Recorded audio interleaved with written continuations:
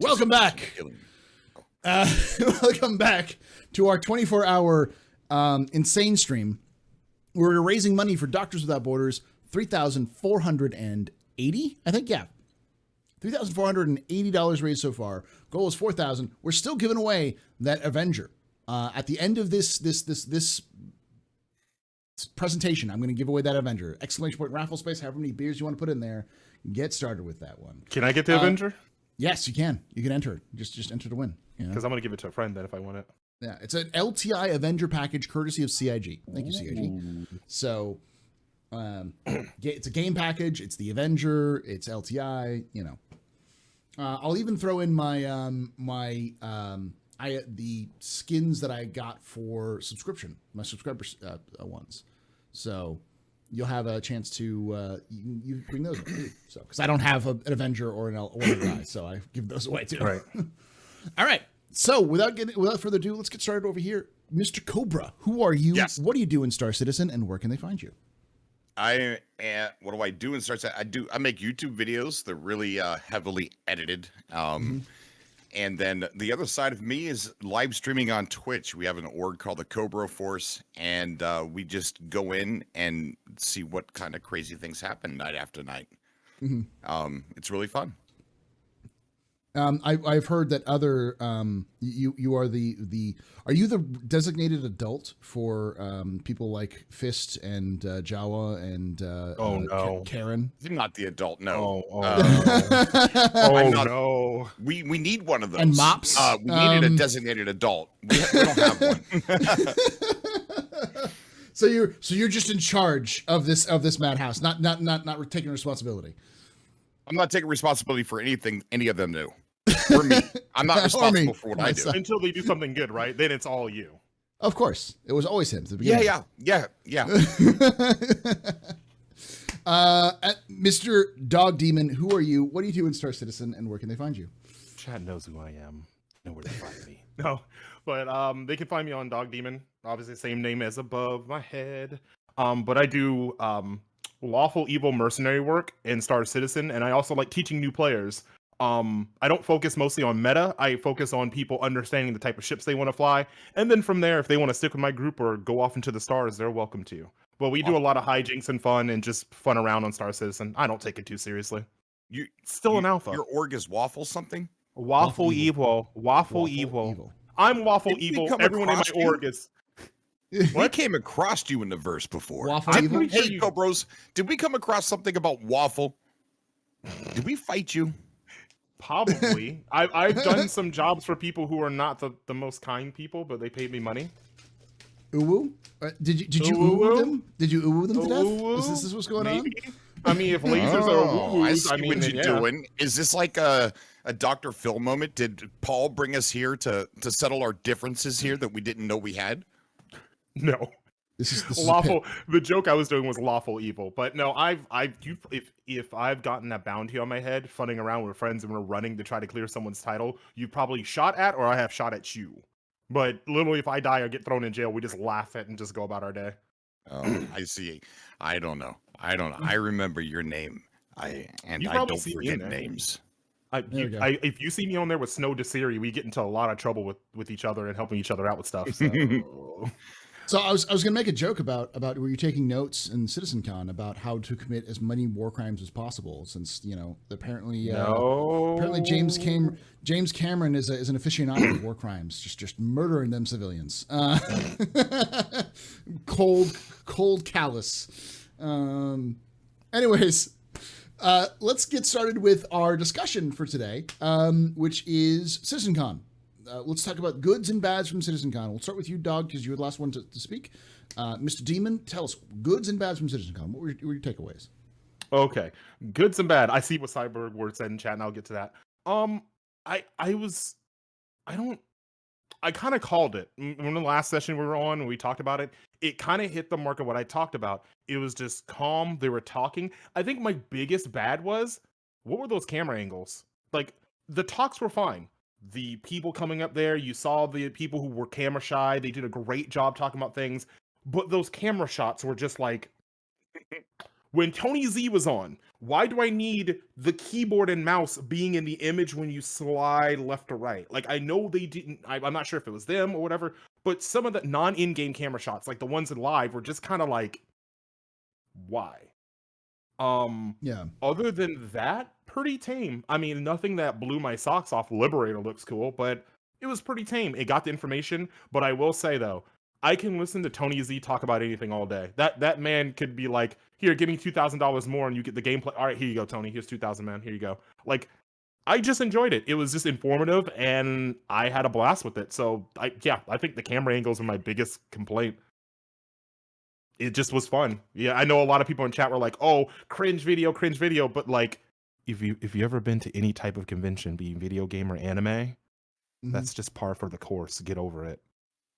Yeah, okay. It's heartfelt. It had heart behind it. They're having fun. It's not a big deal. I don't want professionalism all the time on that. Yeah, exactly. It was sincere. Yeah. And at the end, like I got a tear from Jared. Like I know what was going on with that, and that hit me. That his saying at the end, make sure to say hello to your loved ones and stuff, that did really hit me because I know he, lost a family member just recently. So other than that, yeah.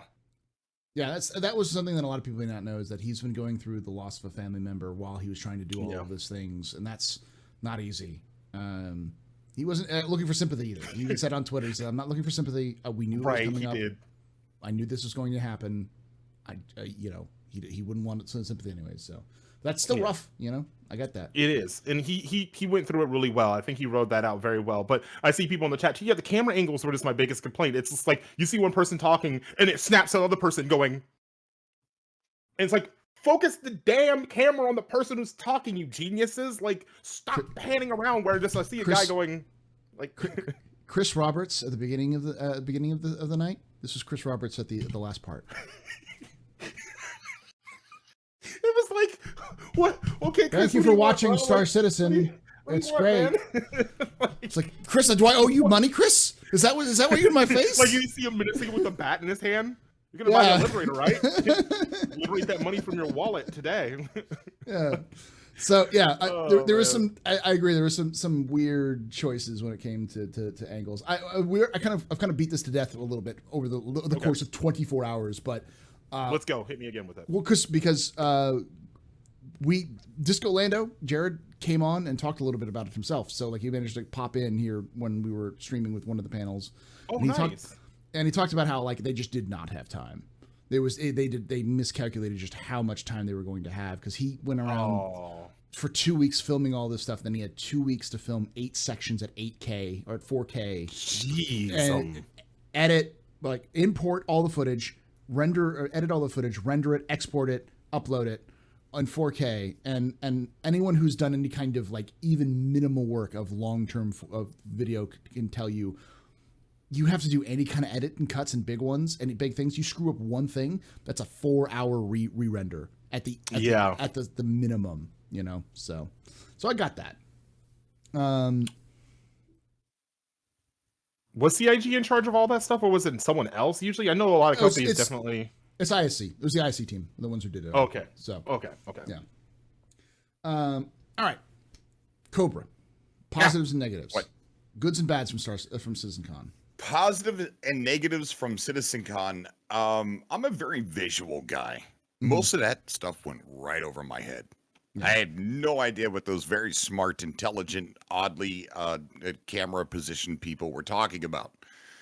But the Pyro stuff with the homesteads, the missions, oh my gosh. I mean, I was absolutely floored by all that. And I wish they had saved it for last, because they took me to levels, they took me to a height that was not easy to come back from, right? So I'm all the way up here, and I'm like, wow, what's next? And then nothing, just a bunch of smart stuff that some dumb guy like me doesn't understand.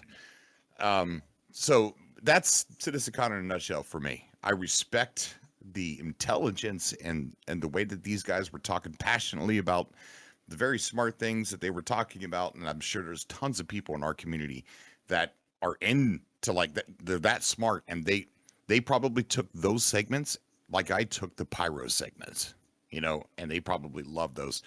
But But that's how it was for me. It was a roller coaster. It took me way up and then dropped me way down.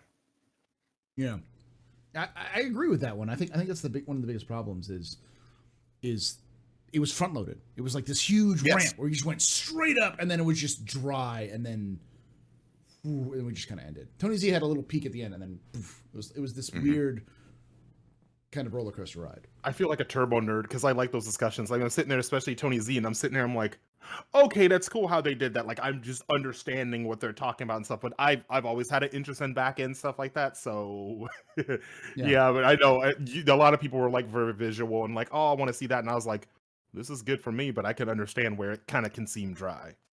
Yeah. I'm trying to think about what else is it. I'm I'm sorry. I've been up for so far too long.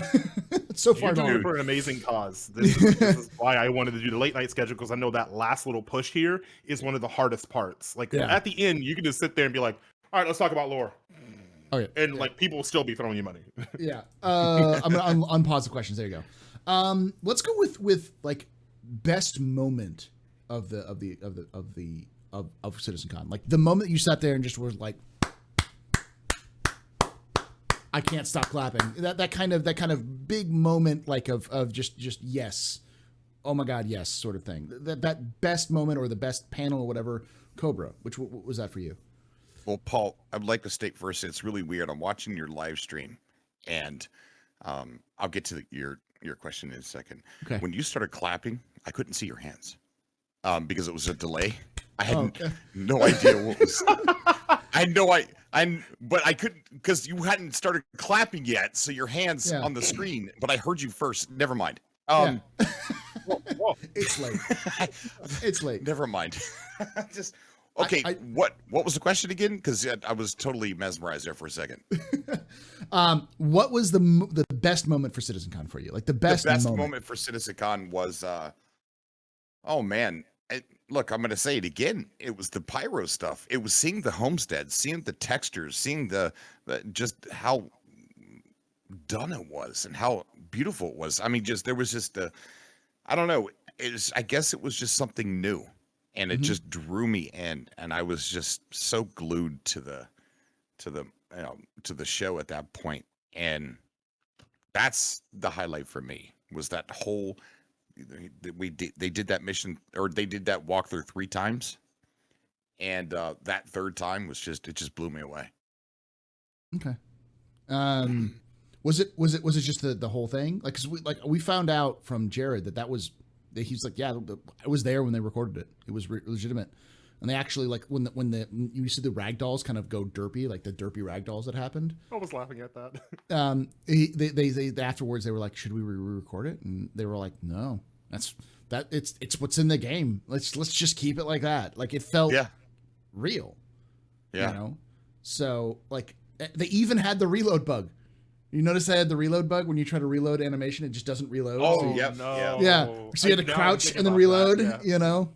Yeah. They had the full on reload bugs. It's like it's the game. It's the game we're playing right now with just a little bit. So the part I get, if you want me to focus in on it, like on that whole thing and like zero in on something, it was the stealth. You know, it kind of felt like you were watching some kind of Far Cry preview or something, and the way she went in and changed clothes and then blended in, and nobody cared that she was there anymore.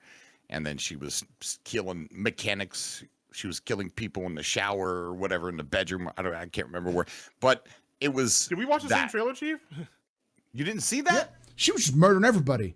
It was. I didn't stop and think about the bathroom part. I guess I was so focused on some other stuff I didn't realize. Walked in behind the person in the bathroom, just in the back. Yep. Wow. No decency. Yeah. So like that whole stealth segment. Yes. Yeah. Okay. Yeah. I agree. That's how I wish we were breaking out of prison, is stealth, not jumping around like Lara Croft. Yeah. That's a good analogy. Dog, favorite moment? It does have to be Pyro, but because I'm more on the piloting side, less than boots on the ground side, the gas tech and how ominous it looked flying through and seeing like the outlaw stations, and it really felt like it was in a lawless area. And I love the gas tech, excuse me, will never not impress me. Like I loved it, having the ship overview and just seeing that, yeah, this is how Pyro is going to look. This is what it's going to start coming together, and just seeing the planets too. Like the stealth mission was cool.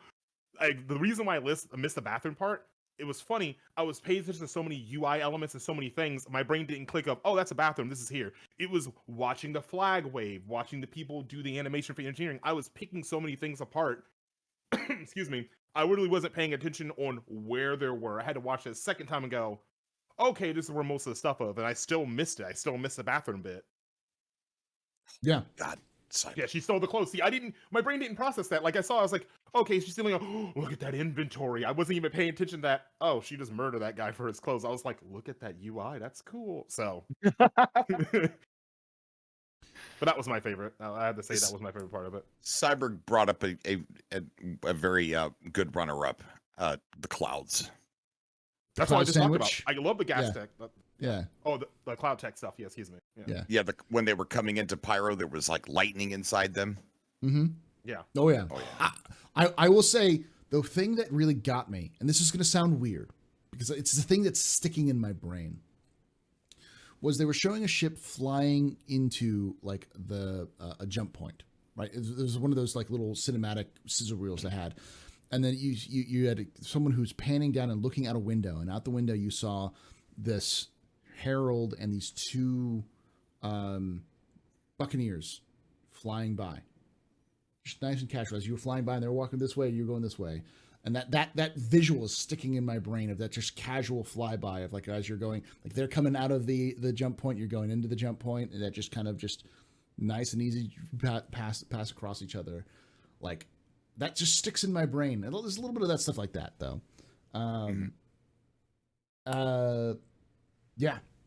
Let's go with thoughts on the ships. That's a good one. The ships shown, Dog, the 400i, the Liberator, and the Banner Merchantman. What are your thoughts on those? Well, you already know my very biased opinion of Origin. I see the 400i, I just go, okay, you're here, I guess. I just don't like the outward design. Inside, it's cool. I don't like the design of the outside. That pointed nose, like if it was a hydrofoil or anything else, cool. But again, I'm really never been that luxury person, so I don't see the appeal. Now going on to the Liberator, that was cool. I was very impressed on how that design. I was not expecting that. I know we were taking our guess last week on what we would see. Was not expecting that because I never even stopped. We were talking about what ships need that niche. That ship was one we completely missed, so I was off the mark on that one. I love that. And the Merchantman, that Merchantman glow up, definitely excited for those two ships. I'm personally not going to get a Merchantman most likely, but I want to go to visit a friend or just a random person's and take a look. Like, I'm very much excited for those other two ships. For Jedi, I'm glad people got their Origin ship. It's nice.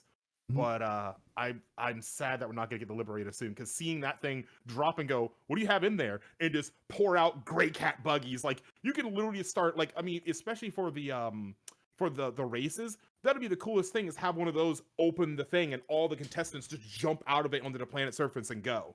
Kind of like Mortarstorm for PlayStation. It gave me those feels of all the cockamamie things you could do. Like, oh, well, let's drop a bunch of tanks off this thing. Let's see how many things we can fit. Like, it's going to be the Hercules, but worse in terms of what the fuck can you cram inside this thing and drop it off. Yeah. Let's see what happens. So I'm of the three, I'm the most excited for that one. Okay. Cobra, of the three ships, what were your initial kind of interpretations? 400i, Liberator. 400i is amazing. I don't know why you don't like that front hatchet-looking thing. It looks so I just don't like cool, man. I'm about But then you say you like ships. the Liberator? It looks cool. it looks like it's the bottom portion of a treadmill. If it looks dumb and it works, it's not dumb. It's a treadmill. Listen, I would buy if they had a Borg ship in this game and it says, man, this thing's got size 10 cannons, I would just be like, here's my money. But it looks dumb. I don't care. It kills. Here you go. Give me my death cube. 400i. I mean, Concept ships don't get me that excited because I'm too impatient. When I buy a ship, then I'm like, okay, now when's it coming out? When's it coming out? When's it coming out? When am I gonna get it? And then it just ruins my mood, because I want to fly it. So I like ships that are ready to hit the ground running or hit the stars flying, whatever you want to say. Definitely the 400i is the winner in my book because I've flown it and it's ready to go, and it's really cool, man. I like it. I mean, glad. Listen. I'm never gonna diss on people or say, "Oh, people who get the 400i are trash." It's just personal flair. I just never really care for much. You're against Origin, aren't you? Yes, I very much am. Yes, he hates Origin. I don't like Origin. I don't care. Like, I just don't. I've never been a luxury. Like, even IRL, I like muscle cars and vehicles I can tune up myself. I don't care for luxury. It's just whatever. Cool. My favorite ship in the game is a 100i. I'm sorry. Do you know why? Yeah, no, completely. Do you know why? Okay, look, the game doesn't tailor to civilians. It tailors to people who want to blow stuff up, see burning bent metal and blood, right? That's what this game. I want to see more civilian stuff, more civilian type vehicles that are for people who just want to drive from point A to point B. And the 100i is the most car vehicle like a civilian ship I've ever seen. It just feels like a vehicle, a car, and I like it. It's my everyday driver now. I will say I like the M50. I will give one ship to Origin credit. I do like the 890J jump. I like the 890. I respect it because that thing's got some muscle. And I like the M50 because that is a sleek looking flying ship. Do I prefer the Razor? Yes. I love the Razor. But I see the appeal. Just it's not for me. Like if someone says, "Do you want to come on my 890 jump and just laugh at the peasants?" Listen, the only reason I'm getting your ship, Chief, is the free food. That's about it. Like I don't care about anything else. So just again, personal flair on that one, but I do see the appeal. They do look sleek. Just I don't know, something just like looking at a hammerhead, looking at something aggressive, just is just way more appealing to me. It's like, yes, I wish you fucking would come at me. Please make my day. Yeah. I'm kind of in the middle. I'm never there's only one ship that I reserve utter hatred and disdain for, and everyone knows what that ship is. And it makes Dog Demon sad that I hate that ship so hard. It's cool. It's gonna appear. I like the look of the Redeemer. I'm that rare person that looks. I love the look of it. I never got the Origin bad stuff. I've said this before, but I feel like the 400i is mispromoted. It's like, oh, it's a competitor. It's a competitor for the Constellation and the Corsair. It's like it's not really good as a competitor against the Constellation and Corsair. It's like it lacks the cargo capacity. It has 42 SCU, which is less than the Cutlass. What if you're comparing the 400i to the not just a regular Connie but a Constellation Phoenix? The Constellation Phoenix has more cargo. It has more utility. It has more I've beds. never traded cargo in my my Phoenix. Never. Well, I drive it because I want to drive in style. Isn't that what your workers do though? If you have a Phoenix, isn't that what your maids and butlers do for you? Why would you need cargo space besides holding your caviar and wine? But anyway. Like I can see the 400 working for people who don't have a large group of people. Like a group of like friends and stuff like that. They have like three mates they want to pop off down to IAE and drink a beer, that kind of thing. Like let's go around the universe and explore a little bit and have a little bit of a luxury in there. It's like a luxury camper van. But the problem I have with it is even then I think it's just a cheap version of the Phoenix. It's more along the lines of a Freelancer and Cutlass competitor than it is a Connie competitor. It's all of its stats fall directly in line with the Freelancer and the Cutlass. It's got smaller cargo bay units, so it's gonna hold more around the same amount of units as say the Freelancer Dur or the Cutlass, and it has a lot of its capacities and its sizes are more along those lines as well. It's just its size. It's like actual length is the same length as a Connie. That's the real big thing. So it has size 3 shields, but it's like not quite as big as a Cutlass, but better than those other ships. It's kind of in between those two. It's a weird niche kind of area, is Yeah. what you're saying. It's kind of an awkward. Yeah. Okay. Yeah. You've got a 200. You've got a 300. Say a 315A or 315P. Right? Yeah, 315P.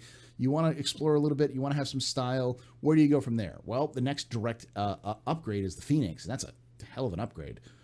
But now you have the 400i. You can hop to the 400i, and then if you say you have more people, you want to entertain more guests, then you've got the Phoenix. You want to go from to like throw in lavish parties on your yacht, 600i.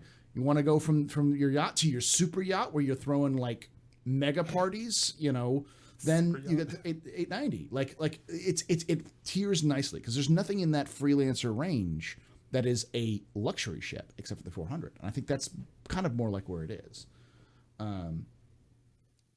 But and I'd also compare it more to the Aquila in terms of if it's a Connie ship because it's an exploration ship, isn't it? No, it's a cargo. It's a dedicated cargo. I mean, it could the 400.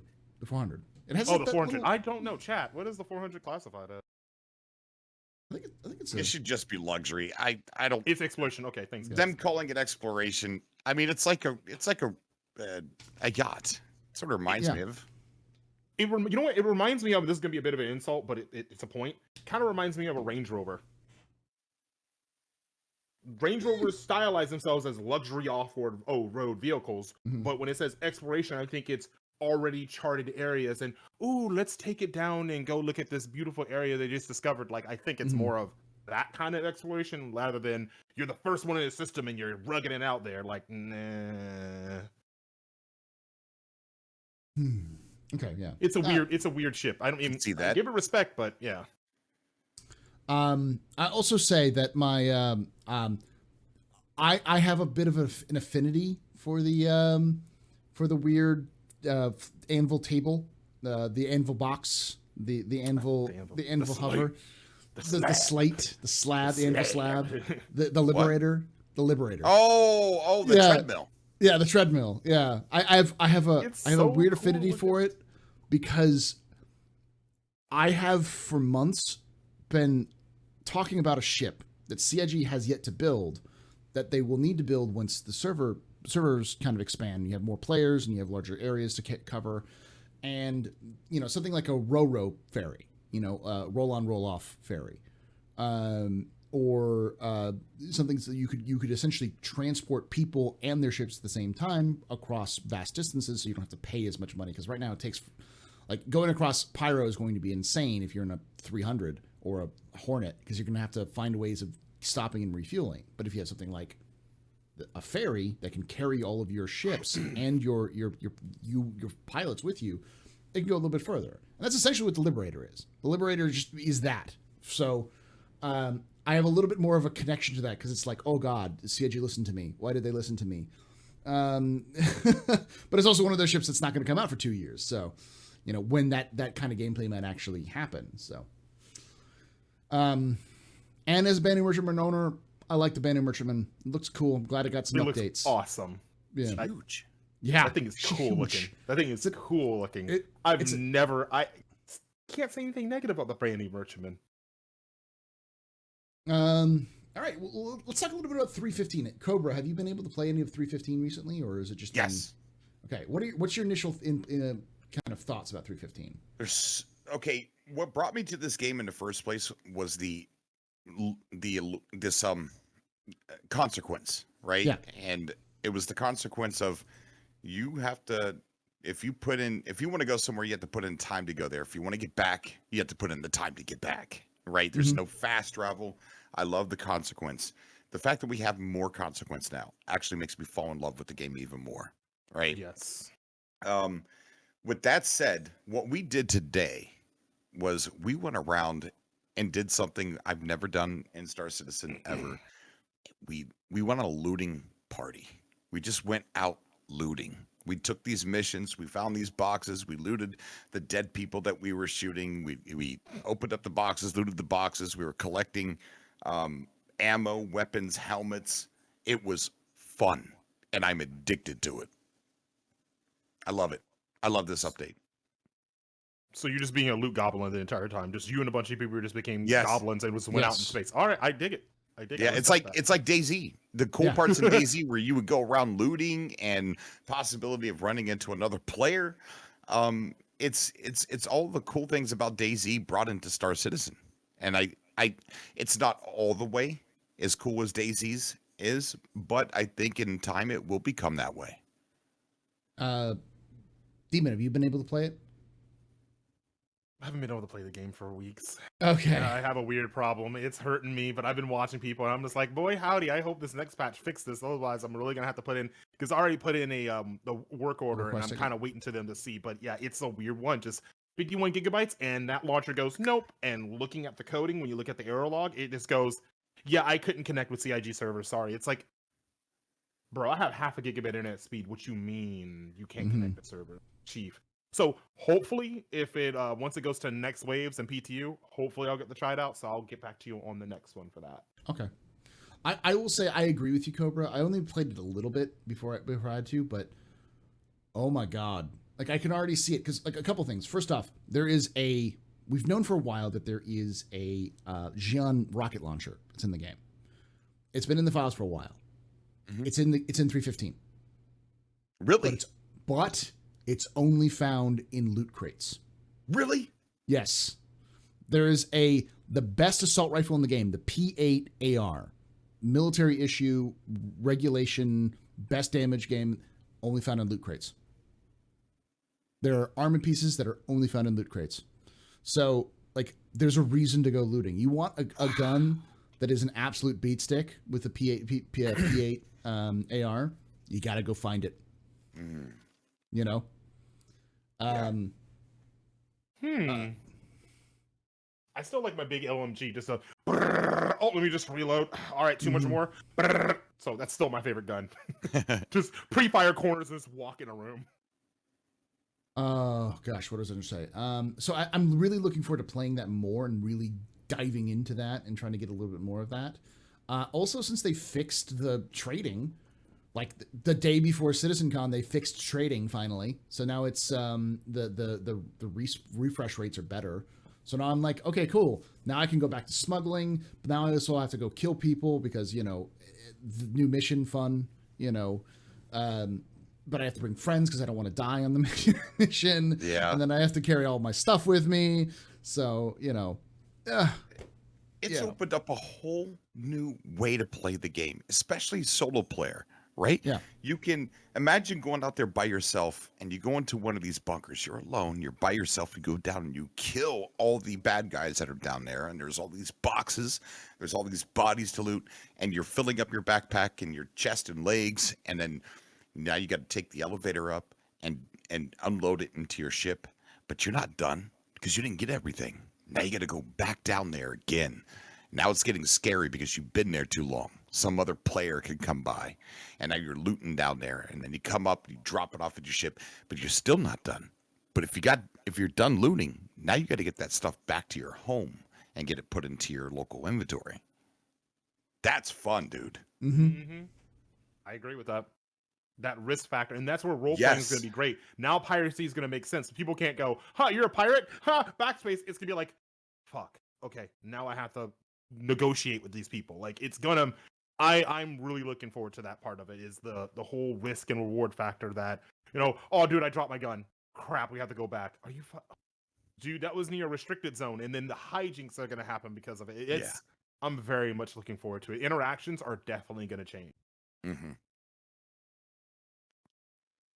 Okay. Like, hey, you run into somebody and you go, I'm friendly. So you guys admit that you're friendly, but you're wearing something a little bit too flashy. Yeah. The guy goes, hey, I like that helmet.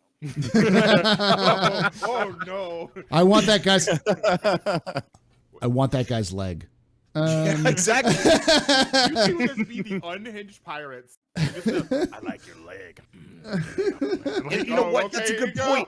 Pirating is now in the game. If you run across somebody, you don't just, I mean, before pirating meant you just killed somebody, or maybe you convinced them to give them some of your UEC or whatever. But now, if I kill you, I can take your stuff. That puts me in a job. It's especially as a mercenary. I need that. I need people like, hey, I don't want to go mining by myself. Hey, you want some protection? I got me and my 5 friends here. Yeah, sure. Cool. You're gonna give us like XYZ amount of your pay. But I mean, if you don't pay us, have fun. We might just become pirates. Mm-hmm. Listen, I don't help pirates loot the stuff, but once they take it and they want me to help them protect it, I didn't pirate anything. I'm just helping somebody protect their cargo. So yeah.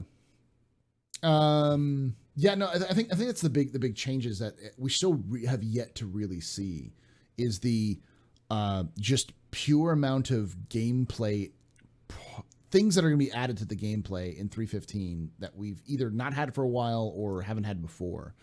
Thank you, Kodiak Gaming, for that $20 for Doctors Without Borders. We're now at $3,500 out of our goal for 4,000. So. Come on, Cobros, you got something? Let me shake you for this. Come on. $500 to our goal. Come on, Cobros. I know my Cobros are in the chat. Come on, just a little bit of something. Can we take a moment? $5. Chat, look at me. Look at me in the eye. Find it in your heart to help Paul reach the goal. I know you have the money. You were going to get Taco Bell tomorrow. Listen, give it to the doctor. Taco Bell can wait. It will be there. It's not going anywhere. It will be okay. Reach into your soul and give the money. Thank you. There we go. Thank you. I had to hit the heartstrings. Like, this is in the arms of a piece of it. Yeah. Maybe you should sing a song together, dog. Okay, I'm down for that. I'll collab. I love it. Okay. Hit me up. I do raps. Did you know that? Ooh, I wanted to do one for the Argo. Since I did the famous Hurston We Have a Problem rap. I did the famous You're Pretty I'm Cobra's Pretty Fly in a 600 eye rap. Okay, that was you. Okay, bars, sir. Bars. Oh, you heard that one? Yes. Yeah. Yes. My favorite line. I'm so glad you were impressed. Like, yes, you heard it. My favorite line in that movie is when I woke up with all the girls and I say, I'm sorry, ladies, this might be awkward, but I can't remember your names. Exclamation point MSF or exclamation point DWB in chat will get you that link to those donations. So that's right there. All right. Do we have anything else we're going to be unhinged?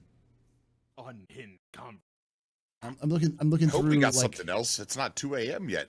No, we got. I mean, we still got some time. It's more of a question of like, was there anything else to talk about, or if we want to move on to the questions? Because, let's see what questions we have right now. We only have a couple of questions in there, so if you want to ask questions, thank you, Fuchs and Kamen, for that $100. There we go. Worked. Oh my God, Kamen, it worked. Yeah, there we go. $100 in there. Fuchs. Oh, I love it. I love it. He's got a new name. He's got a new name. Fuchs? Thank you so much, Paul. You are Fuchs and Common. All right, so you got so much. They're gonna hate you forever now because that's their name forever. Sleepy Brain. Don't blame me for Sleepy Brain. By the way, to answer someone's question earlier, real quick, on my T-shirt, one of my partners, she bought it for me. It goes Gravity, the original Space Force, because she knows I love astronomy and science. So I laughed. She bought that for me for my birthday. Nice. Oh gosh. I'm hiccuping. That was funny. Well, good job. Oh Fox. God, we're proud of you. I'm dying. And he dies on stream. Hey, you know what? Hey, this is why we need doctors. This is why Paul's donate so Paul can live. Cyber Invite me to your server so I could give you some of my with the med gun. He's in the Texas server though. Yeah. Oh gosh. Let's actually bring that up a little bit. With healing and the new inventory stuff coming in with 3.15. How do you think this is going to change the way people approach the game? Let's start with you, Doug, on this one. How do you think people's approach to the game is going to change with these aspects coming in? I'm gonna be sounding sadistic here a little bit, but people who say, "Oh, I don't kill, I don't do this," when your friend is down and you don't want them to lose that gun, clickety clackety, they're gonna drop people. I think with looting now being a reason that people are gonna go, there's gonna be reason for engagements. Hey, these guys dropped down that bunker. Usually be like, oh, someone's here doing the bunker mission. Let's just wait till they're done and leave, and we'll come back later. Now it's like, hey, they did that bunker mission. If they're still not outside, scan the ship. There's no one inside the ship. We can go in behind them. There's now going to be more of those friction points. You and your friend's going to be down here. You're going to hear your ship explode outside, and you're going to be like, fuck. Now we're stuck down here. We have to steal theirs. Now there's a standoff. You're watching an elevator. They're waiting for you to come up. You're waiting for them to come down. And there's that Mexican standoff, those intense moments of, shit, I can't just backspace, bring another ship, and be good. I'm going to drop all my stuff, and it's going to be a hassle. I have to stay here for my team. So those little friction moments are going to happen a lot more often. Those moments of interacting, not just shooting someone and asking questions later, being logical about your play is going to be a thing, and I love that. I know a lot of people go, oh, cool, you can revive. Like, that's a part of it. But, hey, now if your friend's down and they're on that timer, you got two options. Try to protect them before they finish them off, and then now you're down a man, or go out, guns blazing, try to grab your friend, drag them to safety, and revive them.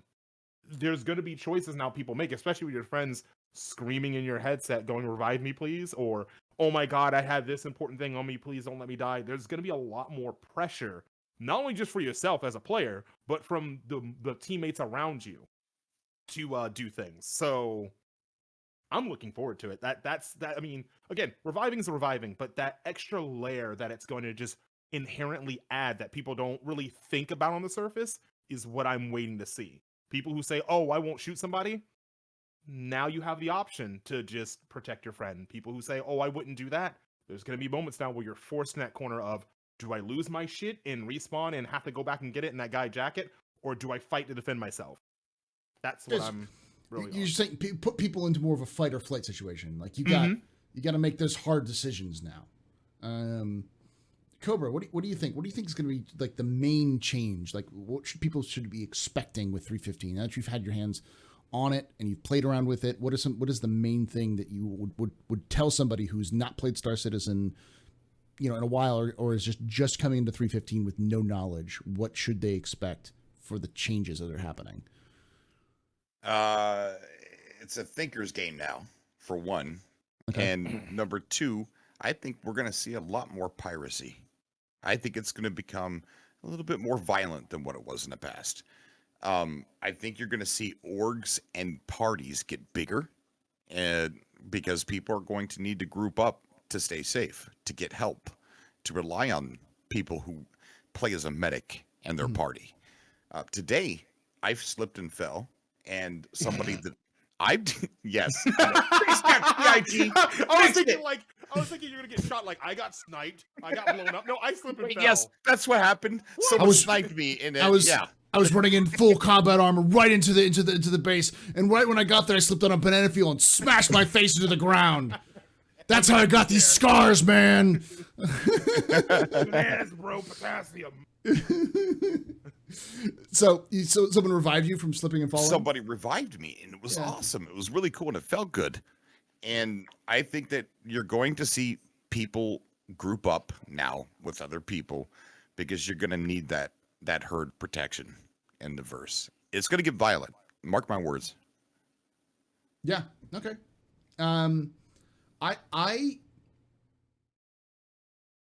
I think we're going to see a lot more people engaging in FPS.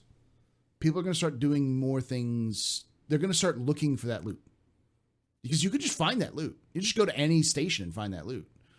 Specific stations have them more often, but you don't have to go to like a security station. You don't have to do that. You can just walk around and start looting shit.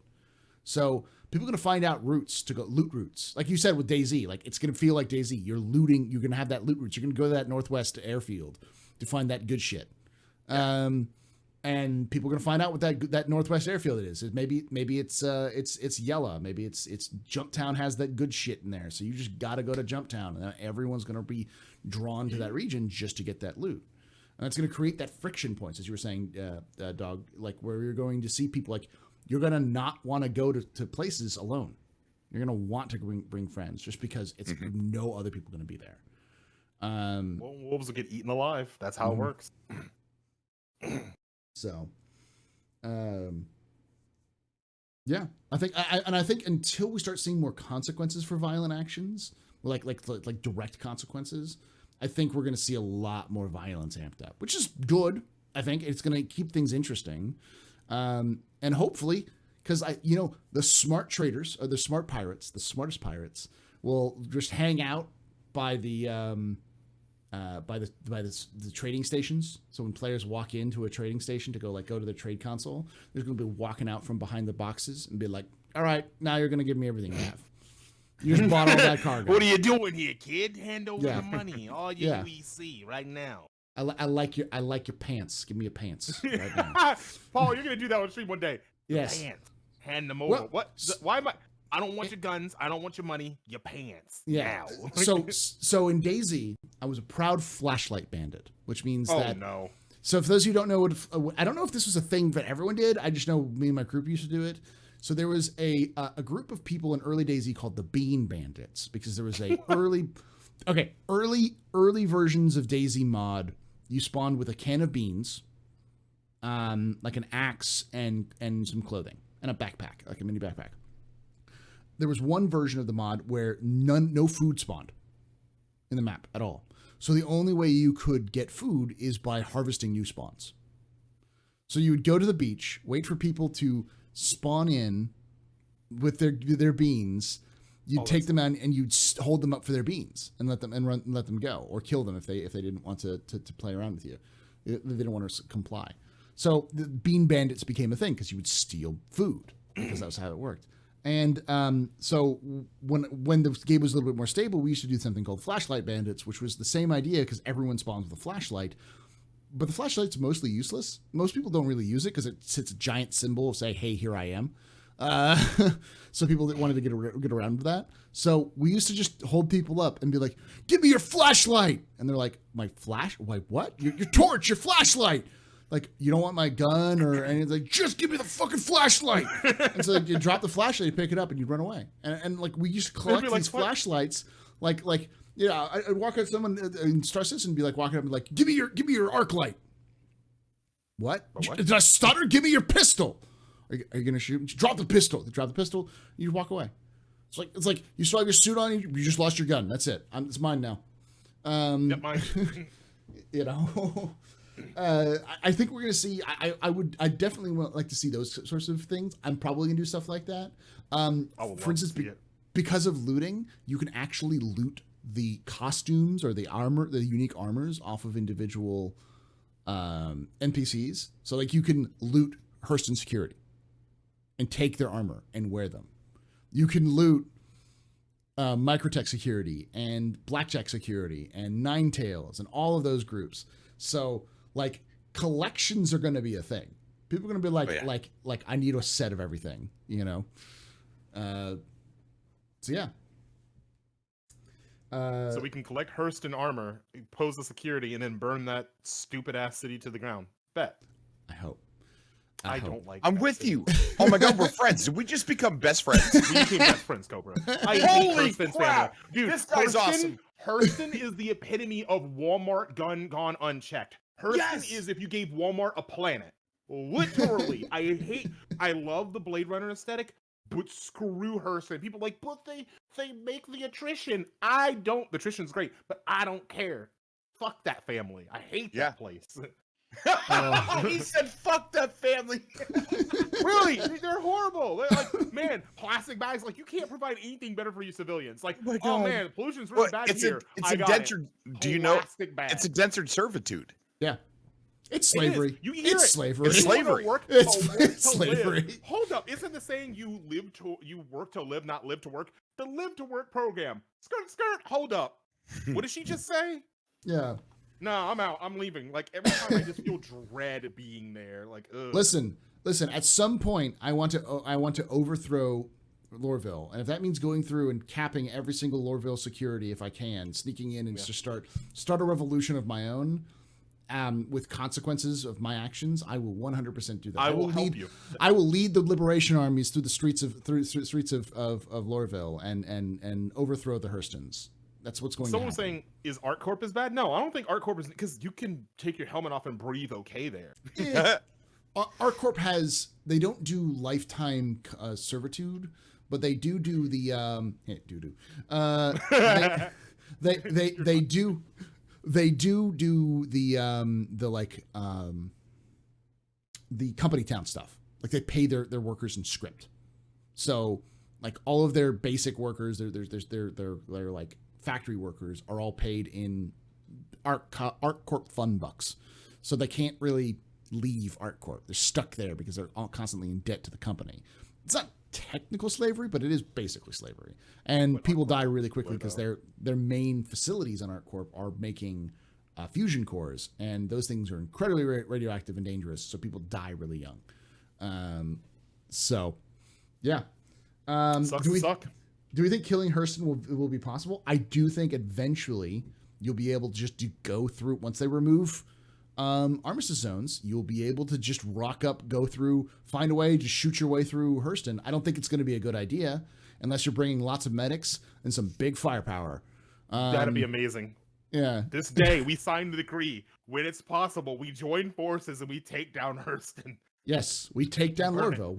We capture Lorville. We storm the Hurston Tower and just commit, revolution. Commit to the revolution. Can I address my chat real quick? I'd like to address my chat, or your chat. I'm sorry. Yeah. They're bringing up something. You could make that happen. I have a daily goal that wasn't met today. Okay. And if that daily goal is met today, unfortunately, I'll have to do it. What are we talking about? I just mentioned nothing. We'll see. No. You can't talk about it and then go nothing. Are we saying we reach 4,000? You're gonna put on them ears? God damn it! How do you know about that? It's in chat. Bunny ears, don't you? What? Bunny ears. Bunny ears? Yeah. 4,000. He'll put the bunny ears on. Chat, put the cat ears on. Let's have another conversation. Embarrassed and me laugh my ass off. Listen, for just more money for a good cause, you'll see this man who made the biggest mistake of his life put on bunny ears because he just committed to it. Or cat ears. I think whatever it is. Just funny ears. The ears. Yeah. Please make it happen. Make it happen. 4,000, y'all. 4,000 will do it. That's only $490 left. Come on. Please. You can do it. Look at Paul. He's a goodest boy. He's a goodest boy. Paul. He gives you lore. He makes you laugh. He brings you all the good stuff. I don't know a lot about space. Oh, And guess what? He 390, tells me the lore. He tells me the lore. I can listen to this man driving to work, and I love it. Please, just reach into your soul. So this person above me can wear ears. It'd be funny. It would be funny. He'll end all his sentences with yeah. 9. Oh my god, Omega. No. Yes. I mean, what? Yeah, that reminds me as well. No, that also burn it. The burn down. It also reminds me that I have to do it as the Meowcenaries. It has to be the Meowcenaries with the full cat armor, the full that whole thing. God, the Meowcenaries.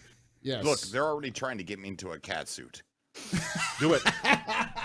Listen, hey Cobra, listen. I'm a furry. Here we go. I give you a free pass. There you go. So now no one can do that for you. I gave you the free pass. I took the sins and I threw it on myself. Yeah. Well, you're good. Now you can wear the cat suit. Okay, what they do for me is they make me wear cat ears on my stream. And it's getting out of control because they used to be really dainty little ears that you could barely see. Mm-hmm. Then one of my fans sent me oh, there he goes. These gigantic things. Well, you about to go to a rave or something?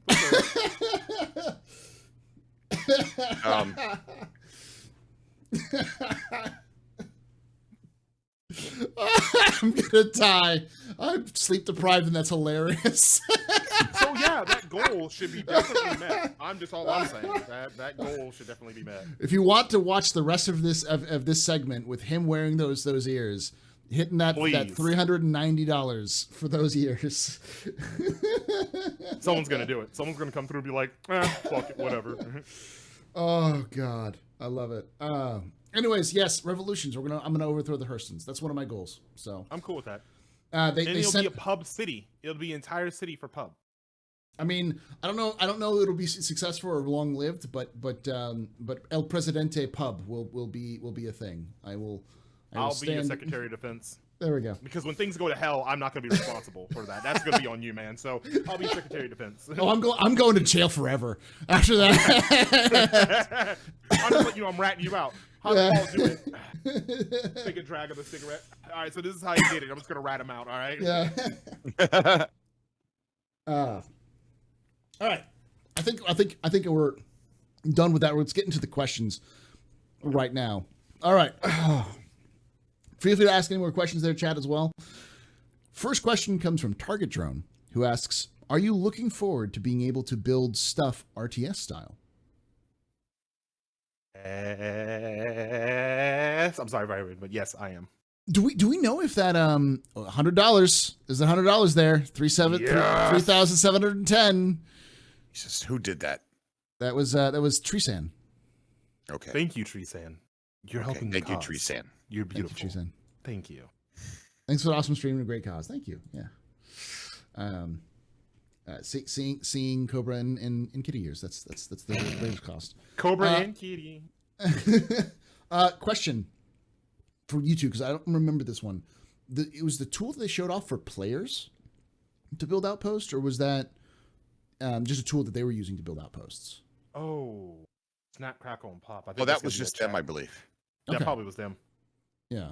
I don't know if we'll be able to build RTS style like that. I think it's going to be more That'd be like cool. That'd be cool as all get out if we could. Isn't but- that what? Are we supposed to be able to use that one ship to be able to 3D Pioneer. print? the Yeah. the Pioneer? Yeah. Yeah. Right. So essentially, yeah, we're going to be able to do it. It's just going to be a longer process, more realistic. Okay. Yeah. I'm looking forward to it. I think we're still a ways away from that, but not too far, you know. They said that the tool would eventually be given to players for building. Okay, I didn't see that part, so Okay. it'll be interesting. There we go. There we go. That's what it got. So we're $290, y'all. $290. What's up, All Detective right. Gamer? Sorry. We're trying to reach our goal to make Cobra put the cat ears on. That's what we're trying to do. So Rastar was built using building blocks. Okay, I'm gonna have to watch that thing again. I'm very interested. I'm only going to be building stuff in the Pioneer though with like various RTS sound effects. You know, like Battle Cruiser Online or Zog Zog. Build additional pylons. Yeah. Pylons. Warbrew. Work, that sort of things. My Click favorite one this- has to be the. Oh, Go go ahead. ahead, Paul. Okay, I was like, my favorite one is the one from Command and Conquer Generals. I can build anywhere. Can't build there, sir. It's like you just said you could build anywhere. Like, come on, man. Damn it. Like, should I build made in the U.S. of A? Like, that's my favorite builder of any RTS. That guy. So Cobra, do you like that idea? The idea that we're going to be using more of like an RTS style builder when it comes to building these stuff? I think so, yeah. I mean, I don't do that sort of thing in video games. Every time that I don't like building in DayZ. I don't like building in No Man's Sky. Mm-hmm. But I leave that to other people to do. And I know that in our work, we've got tons of people that are going to do that. So I'm going to rely heavily on them. Donnie's here. Donnie, I I'm gonna love have to. Donnie. I'm gonna have to send every QA department in CIG a copy of the Geneva Accords, because y'all be murdering too many civilians. Y'all be committing y'all committing too much war crimes. All right, you need to have like a reference for like what is okay and not okay to kill. All right. I love you, Donnie. Donnie's. All right, let's go to the next question. An immortal kid, I think is what it is, asks, what would you be your ideal CitizenCon? What do you think, Cobra? You can go first, Cobra. What would be your ideal CitizenCon? An ideal CitizenCon? Yeah, your ideal CitizenCon. Lots of eye candy, man. Lots of gameplay. Mhm. They're going to be talking about really confusing things. I want to see pretty colors and pretty pictures. I want to see big reveals of like really amazing jaw-dropping stuff, and then have Jared say, "It's available now. Go ahead." Mhm. You know, and I just want to see a lot of flashing colors. Pretty pictures. Lots of Pretty pictures. Yeah. Yes. Dog Demon, what do you think? I have to agree with Donnie a little bit, and this is not because he's my bro. Food. I kind of, my ideal CitizenCon is being back in person when things are safe and people know how to treat a pandemic. But being in person, and I hear the stories of big bennies being an actual like noodles you can get in past CitizenCons, and I'm mad. I want to try it. I want big. No, you cannot show up. That's not fair. You have a. I'm coming to your house and I want to steal it. I'm coming to your house and I'm stealing it. You what? Mrs. Pub is gonna be like, there's a strange man at the door. That? CitizenCon 2018. Yeah, what? I want food. Like I think love we got cosplaying. Cobras that live in Texas. You're in Austin, right? Yeah. I bet he's in Austin. You're I in bet he's in Austin, Austin. right? Can you tell us your addresses out loud? Alexa, what's the address? Like, but cosplaying, being in person again.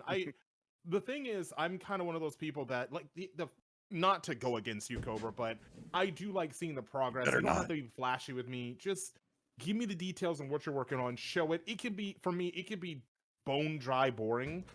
But if it's an interesting subject, I don't care. I'm going to be tuned into it. But the cosplaying, seeing people in person, trying out bennies, the swag, like just the ambiance of being around other people who are passionate about it is just my favorite part. But then again, I'm an extrovert, so yeah, I like cons in person. Not me. Takes a lot to get me past my front porch. Okay. Yeah, I'm a nerdy extrovert. I'm that rare kind of thing. Like I get energy from people. I love being around people. Like I get post-con depression bad when I go to anime conventions and I'm cosplaying and Sunday rolls around. People are like, "Oh, I'm leaving." I'm like, "There's gotta be like one more panel." Then my wife's like, "No, sweetie. Like that's it. We gotta go home." I'm like, oh, I don't want to go hang out with normies anymore. I want to stay Be here with the weird folk. I will say my ideal CitizenCon is when Chris Roberts walks up on stage at the end of the whole thing and goes, "Squadron 42 is available now." People are gonna lose it. Yeah, that game, I'm calling it now. Hold me to this. When Squadron 42 goes live, it was gonna break, not because the game breaking bug, but because so many people are gonna just shift to try to download it, and launch is gonna go and just nope, not work.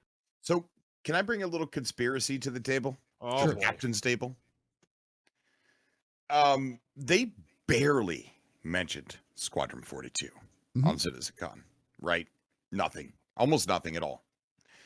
Now, a lot of people, they know that would cause a wildfire. Why didn't they mention Squadron 42? They wouldn't want to start wildfires. To me, I took that as a sign as it's okay if they get mad. We're almost done with it anyway. Yeah. What do you think? I think Squadron 42 has got a while, but I think it's not in a bad place. Based off of what Chris Roberts is like, yeah, I got to move to the UK to kind of handle this. I feel like that's more of a, I need, like, the tech is done. They need to shepherd this thing along to kind of make sure it's fun. That's what this is. What's Squadron 42? Wouldn't you get more tight-lipped the closer you are to being done? That's true. I agree. Here's the reason why I'm against the conspiracy about that, though, and you could be right, but they give those reports quite often. Like I'm not sure if I'm one of the only few people, but they say Squadron 42 update, and I read all those paragraphs. I'm like, oh, so you got the AI to do this one and post up against walls and accurately blind fire. Oh, that's kind of cool. Like I read that ish, and before CitizenCon, I think let me look at my email real quick.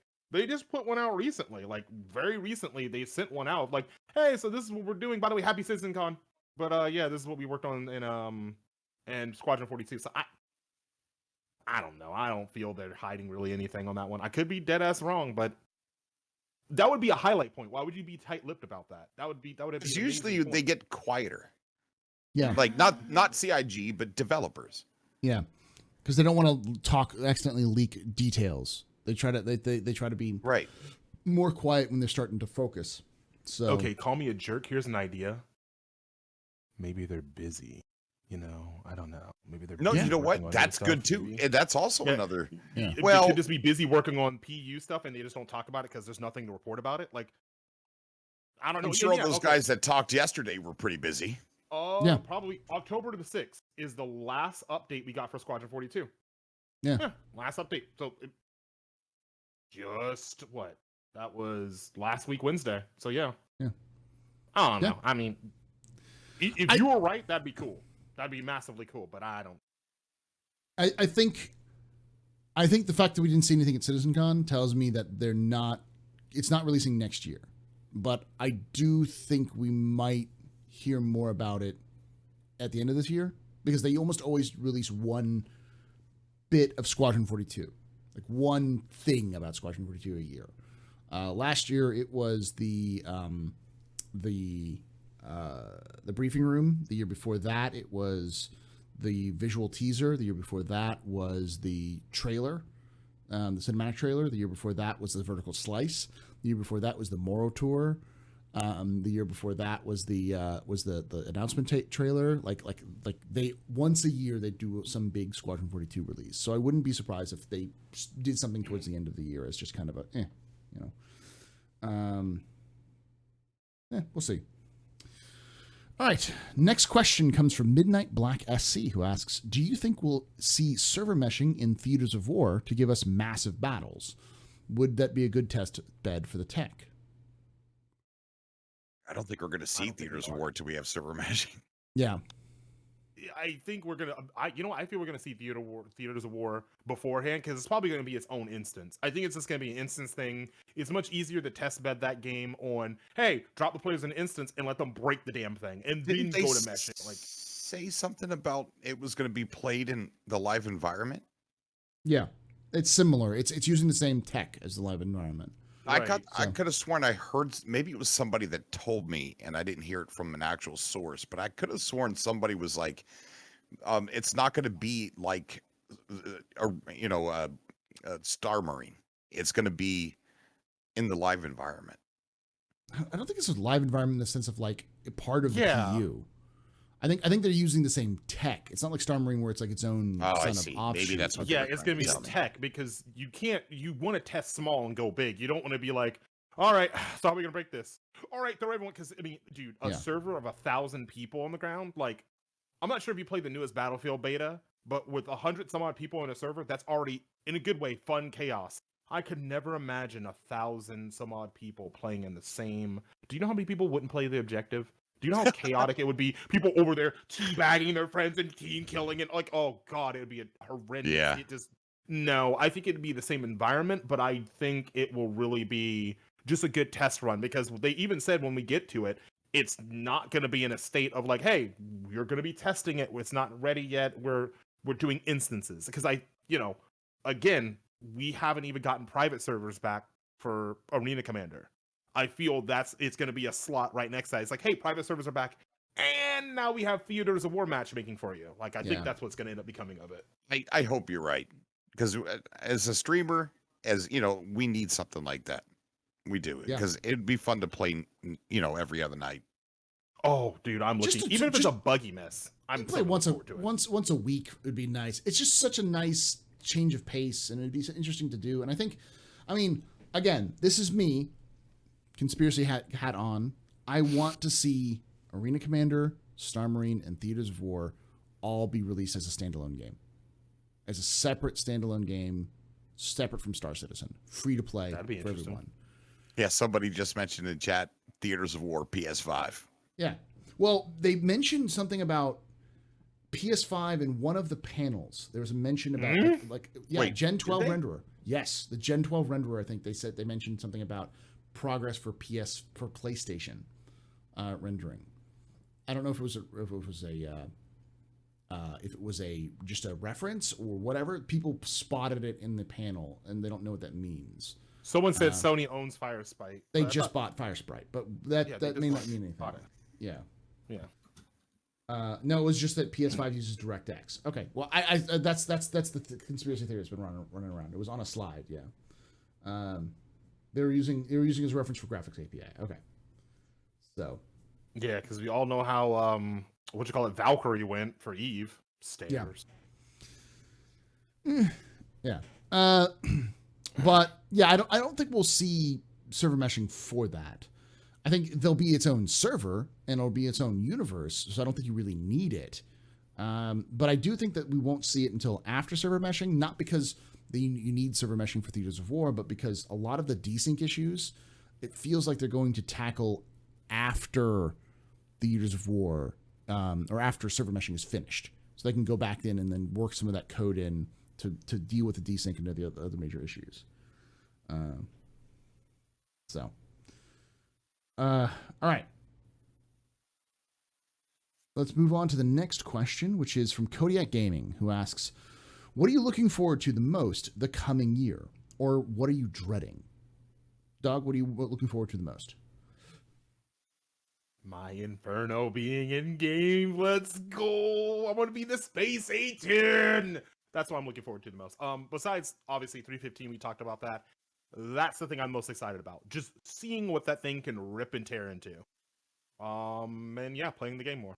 That's and Pyro, I guess. Pyro and the Space A10 will be my two. Okay. Is there anything that you're dreading for next year? Waiting. Okay. Honestly, I don't think anything is coming up that I'm like, oh god, that's stupid. Like I'm that one person too that liked hover mode. Mm-hmm. It was hilarious watching people eat shit constantly with hover mode, and I miss it, and I can't wait till it comes back. So other than just waiting for these awesome things to come out, nothing I'm dreading specifically. Cobra, what are you looking forward to in the next year, in the coming year? Pyro, all the way. All the way. All the way. That's the only thing that's on my mind. All right. Anything you're dreading?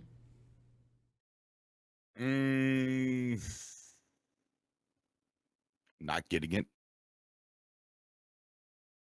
Not getting it next year? Yes. Yeah. All right. So I got another conspiracy theory with this one, but I'm looking. Take the hat off. Take it off. You're tired. You're tired. Take it off. Huh? You're tired. No, don't you do it. Don't. Oh no. It's on now. The glasses. Nice. Freaking hat, dude. Hold on. Again, do we have any Cobras that live in Texas? Now, I'm not saying CIG has anything to hide, but oh my gosh. I'm not saying that there's going to be I'm not saying that CIG is wrong. I'm just saying that maybe, just maybe, we're going to see Pyro and Nyx drop at the exact same time. I've been saying it for months. All right, just because I don't think we are. I agree with you. Because I don't think. Dog, I don't think. Listen to the man. I think people are overestimating CIG's ability to release this server mesh. All right, this newfangled server mesh and stuff. I don't trust it. All right, I can't touch it. I can't punch it. I can't shoot it with my gun, so I do not trust it. So it must be releasing later. Knowing CIG, they want to show that sweet sexy tech off on CitizenCon 2952. That's what's going to happen. They show it off at CitizenCon, and then at said CitizenCon, they're going to release server meshing and Pyro. But it's been so long that the teams are done with Pyro and they're working on Nyx. So they're going to drop both at the same time and be like, booyah, done. They're done with Nyx. They're done with Nyx. They got done with Nyx in June. I'm serious. I swear to God they did. Put the glasses on for me, Paul, and say this for me. I'm not saying I'm xenophobic, but I don't trust those Banu. No, I'm not saying that. I like the Banu. Say it! God damn it! Say it! Say it! I had to get real there a little bit. That was funny. If somebody donates to the Doctors Without Borders, he'll say it. I will say it. I will say it. If somebody donates to the Doctors Without Borders, he'll say it, and I'll put on the ears. Yes, there we go. It could be $5, $10. Come on. Yes. But that's my conspiracy theory there. But I think what I'm looking forward to, I think, is more stability and Vulkan. I'm looking forward to Vulkan. Because I think Vulkan is going to do a lot of things to improve the gameplay. So you'll be people who have potato games, consoles, kind of finally pulling it out and being like, oh, I can get 60 FPS. It's like, yeah, you can. Enjoy the game now. I 100% agree with you. They got done with Nyx in June or July. That includes missions, locations, points of interest. It's all done. What? Back, whoa, progress tracker. Back up. What? Progress tracker. He's talking. Okay. Look at the progress tracker. Okay. And so Nyx is sitting there waiting. What is it waiting for? Well, they couldn't give it to us right now because there's no jump point from Stanton to Nyx, right? You could get to Nyx through. There's a jump point in Pyro. So if Nyx is already done and we're waiting for jump point to get done, then why not give us both of them at the same time? Yeah, there's not two. All right, I gotta do it now. You guys are onto something, and I don't. $25. He donated $25. I'm gonna have to do it. All right. Do it. All right. You had to sound really crazy. Wait, you're putting the ears on earth? Yeah, you're doing it. Right. All right, I'm not saying I'm xenophobic. I'm not xenophobic. I'm just saying I don't trust them band new. You know what they, you know what? Meow. I'm dying. Oh God, we have gone full. You did that way too well. Listen, I'm not saying I'm xenophobic. It's like, here we go. Oh man. I live in Texas. All right, I've heard that speech before, and it never ends well. No, it doesn't. Oh, yeah, God. I hear that start, and I'm just like, oh, look at that! I got a call from my mom. I'll talk to you later. You know.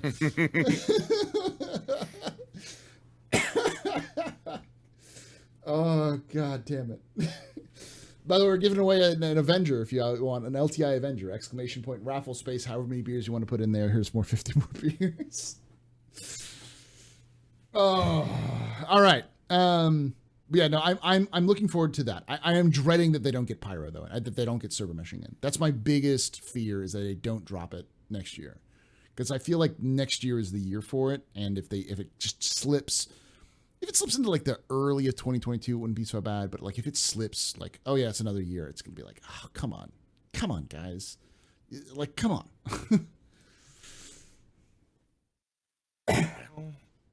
So I like how you put the ears on early. Like if you didn't make, I mean, not that I'm complaining, but you just, I feel you secretly wanted to wear the ear.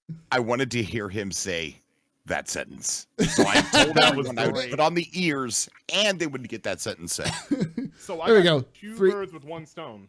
Yes. Hey, wait a minute. Didn't I tell you I was lawful evil at the beginning of this whole bit? What time do you usually go into the game? Don't worry about that. Okay. All right. All right. Research. I'm sure I got some Cobras that know. Thank you, I Judafist. see Cobras in the chat. Wait a minute. Thank you, Judafist, for that $25. Slayer 8 for that $20. Mops for the $10. Jowl and Fist for the $10. Say it, Paul. Awella went for that with the $25. Paul, do you trust them, Banu?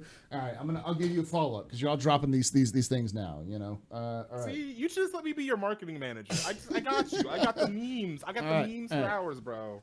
All right, Cobra. I'm not saying I'm not saying that I think cat people are trying to take over human race. I'm just heavily implying it. I don't trust them cat people. You know what I'm saying? Yeah. Scratching poles, licking themselves, man. It's weird. I'm not a cat person. Sorry, hairball. Sorry, it's a hairball. I'm not a cat person. We found the Kilrathi, y'all. The Kilrathi was in the game this whole time. The Meowthy. Okay, we have to do it one time. Say meow. Do it. I already did that. Do it again. I didn't hear it. You're laughing too hard. Meow. Meow. Stop it, dog. How do I get you Stop people it. to do these things? You're doing it just because I'm a cat. You're a dog and I'm a cat. I get it. Bork. All right. Next question goes to Cobra from Only One D-Shot, who asks, Cobra, does this mean you might be a pirate or a pirate org? There's backroom talks right now discussing the future of the Cobra Force. So the answer for that is tentative. I'll get back with you. We'll see if it synergizes with the buckshot and the gear. That's the most what? That was the most like answer to the journalistic like public I've ever heard. Listen, dog. I don't know if you know this, but I'm the president of everything, of every verse, every org, every. I didn't vote for you. NPC. No, I made voting illegal, and I made myself president. So you can't be that's totalitarianistic. Actually, no, that's a monarchy at that point. You can call whatever you want. Presidente. He's El Presidente. You can't just elect yourself as a president because a president dictates that there's democracy there. Like there was no election. Okay, then you're a monarch. Look, CIG even argued with me in my chat, and I told them there's nothing you can do. I'm even the president of CIG. Hello, France. Yeah. I need some advice real quick. All right, let's move on to the next question.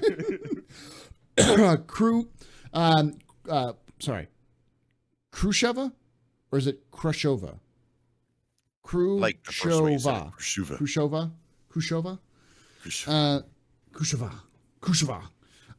Asks, I enjoy the glimpses of the outposts and look forward to the player base building. How do you see the base building mechanic coming together? Physicalized prefab components that you purchase at a vendor and haul to the work site, actually building the assets on site from raw materials flown in. Actually, we have this idea because they've talked about the Pioneer.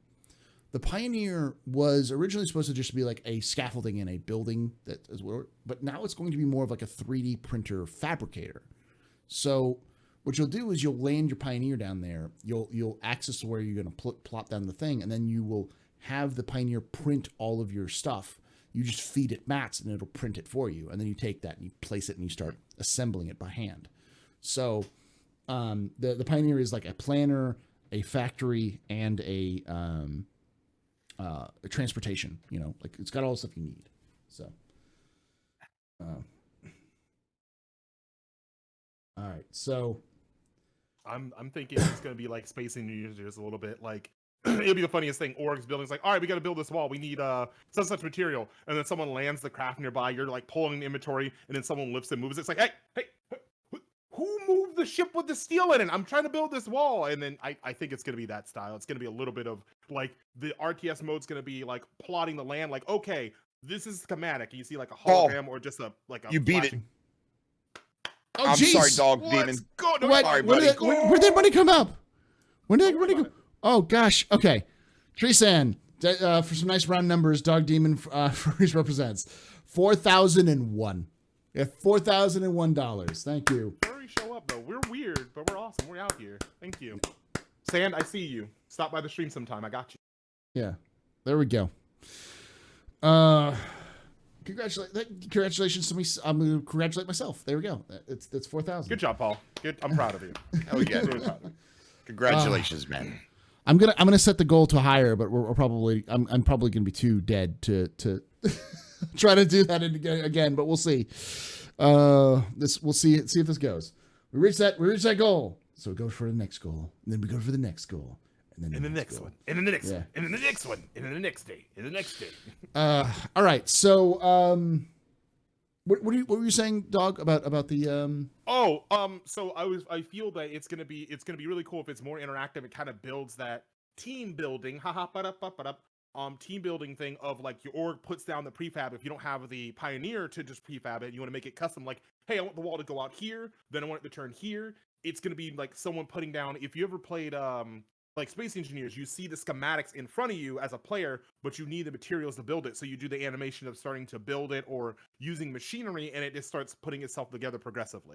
Kind of like hitting a hammer against the wall. Okay, there's a wall. Kind of like probably be more detailed, probably be more interactive. Like, hey, now you need to use a blowtorch to put the scaffolding up. Like, there's a lot of cool things. I think that it will make handcrafted bases feel more you'll feel more proud of it rather than like it's gonna be bored if you slap a base and go, okay, cool. If you can customize your wall, set up like, hey guys, if an enemy pushes us and they get to this room, this door is like a secret door. We'll pop out here and jump them here. Like having that ability, people would just go nutso over just building bases. Like I'm pretty sure people end up becoming contractors in this game. Like, hey, you heard that base that's never gotten knocked over? That's us. Commission us in game and we'll build it for you.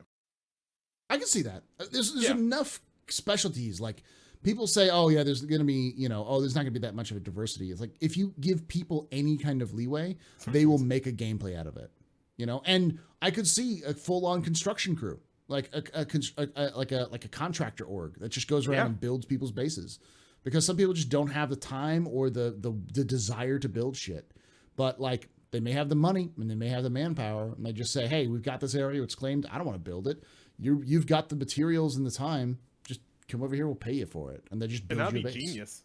That'd be, and people would really want to protect them, like especially from pirates, because pirate orders will look at that and go, "Hey, that's a lot of free material. We can build our stuff up." So they'll even be more commodity to protect those type of groups and make sure they're protected while building your base. Oh, yeah. If you guys are asking questions, use the question coin, the little coin in the very bottom. Click that and hit that question. What about you, Cobra? What do you think? Yeah. How do you see the buildings working? What do you mean working? So like how it's building, going. how the actual process of building something rather than just Gameplay. planning it out, like the gameplay. I of think building that it's going to be like everything else, consequences. You're going to have to go out and mine the material, maybe even refine it, and then take it back to your pioneer. And you're going to have building plans that you're going to tell it to construct.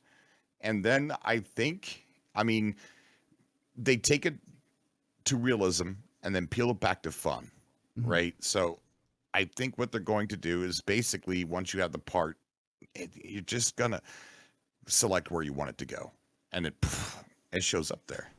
I mean, I hope not. Ugh. I don't know, man. I don't know. I don't build in games. I stay away from it. But there is that in No Man's Sky. There's groups of people that do say we will come and we will build you a base, but you got to pay us in-game stuff, you know. But there is that in No Man's Sky, so I wouldn't put it past it being in Star Citizen. Okay. Yeah, I agree. I also think that there are people who will. Well, I'll say I'm a great example. 315 is out. When 315 is live, this man's going to have a bar. I've got a ship. I've got the ability to carry lots of numbers of alcohol, and I can serve that alcohol now because of. It's gonna be a disorganized bar. Are you gonna set up near Jumptown? Please tell me you're gonna set up near Jumptown. The Jumptown bar. Come in, bar. take it. You just gotta murder somebody? Yeah. Here's the drink. Yeah. We'll see how it works. So far, they haven't let us store food or drinks into our inventory, but I think that's just a bug. But we'll see. All right. Next question comes from Near Bear. Can't say, its brain no work. Were you guys surprised how intricate the medical can be in 315? No. You've been hinting at that for a while. I'm not surprised in the slightest. Intricate? What do they mean? What do you think they mean by intricate? How detailed it can be, like how nuanced it can be in terms of like what you need to know and how you can heal things, like the injuries versus, your actual like soft health and all that kind of stuff. No, I was overwhelmed to see all the new different kinds of med pens, and I'm just gonna count on our medics in our org to learn that stuff. And when I get hurt, I'm gonna shout for a medic. I wasn't shocked or surprised. I'm overwhelmed. Okay. I wasn't shocked or surprised. I was expecting this. I expected to get more intricate in the future too. I think it's just what's going to happen. So, all right. Next question. Uriah the Smoke asks, do you think players are going to start keeping their starting locations are the same places as their orgs to stay safer? Yeah. I think it's going to happen. Yeah, I think so. Yeah, I think that's unanimous. Yeah. Dedicated org start locations. You're part of this org. You're part of Test or the Cobra Force, ArcCorp. Everyone's going to ArcCorp. You should stay in ArcCorp. Just go to ArcCorp when you come into the game. Because when you start your spawn location, that is your spawn location. All of your stuff is there. Yeah. Your ships, your equipment, everything is there. So if you want to do anything, you're going to have to go out of that area. And if you start in a different place from the rest of your org, you're going to have to carry all of your stuff and all of your ships to that location to be able to use those ships with that org. So yeah, it's definitely going to happen. All right, next question comes from Rulin the Dwarf, who asks, can I store loot in my Aurora? How much can I store? I think you can store it in the Aurora, but I don't know how much. Each ship has a different volume, Have you tried storing in the Aurora yet, Cobra? No. Okay. I think you can because most ships have storage, but I don't know how much storage it is. Right. Yeah. All ships have Desktop, like and I can't avoid it. they have like various ship storage. So like all ships have storage, but you just walk on the ship and you hit storage. But only you can interact with that storage unit. You can't like put it in there and then have somebody else take it. So whatever you put in there, you're going to have to be responsible for, even if it's not your ship. 3 SCU. No, we're not talking about SCU. We're talking about the storage for your equipment inside the thing, not the cargo units, but the like your armor storage, that kind of stuff. All right.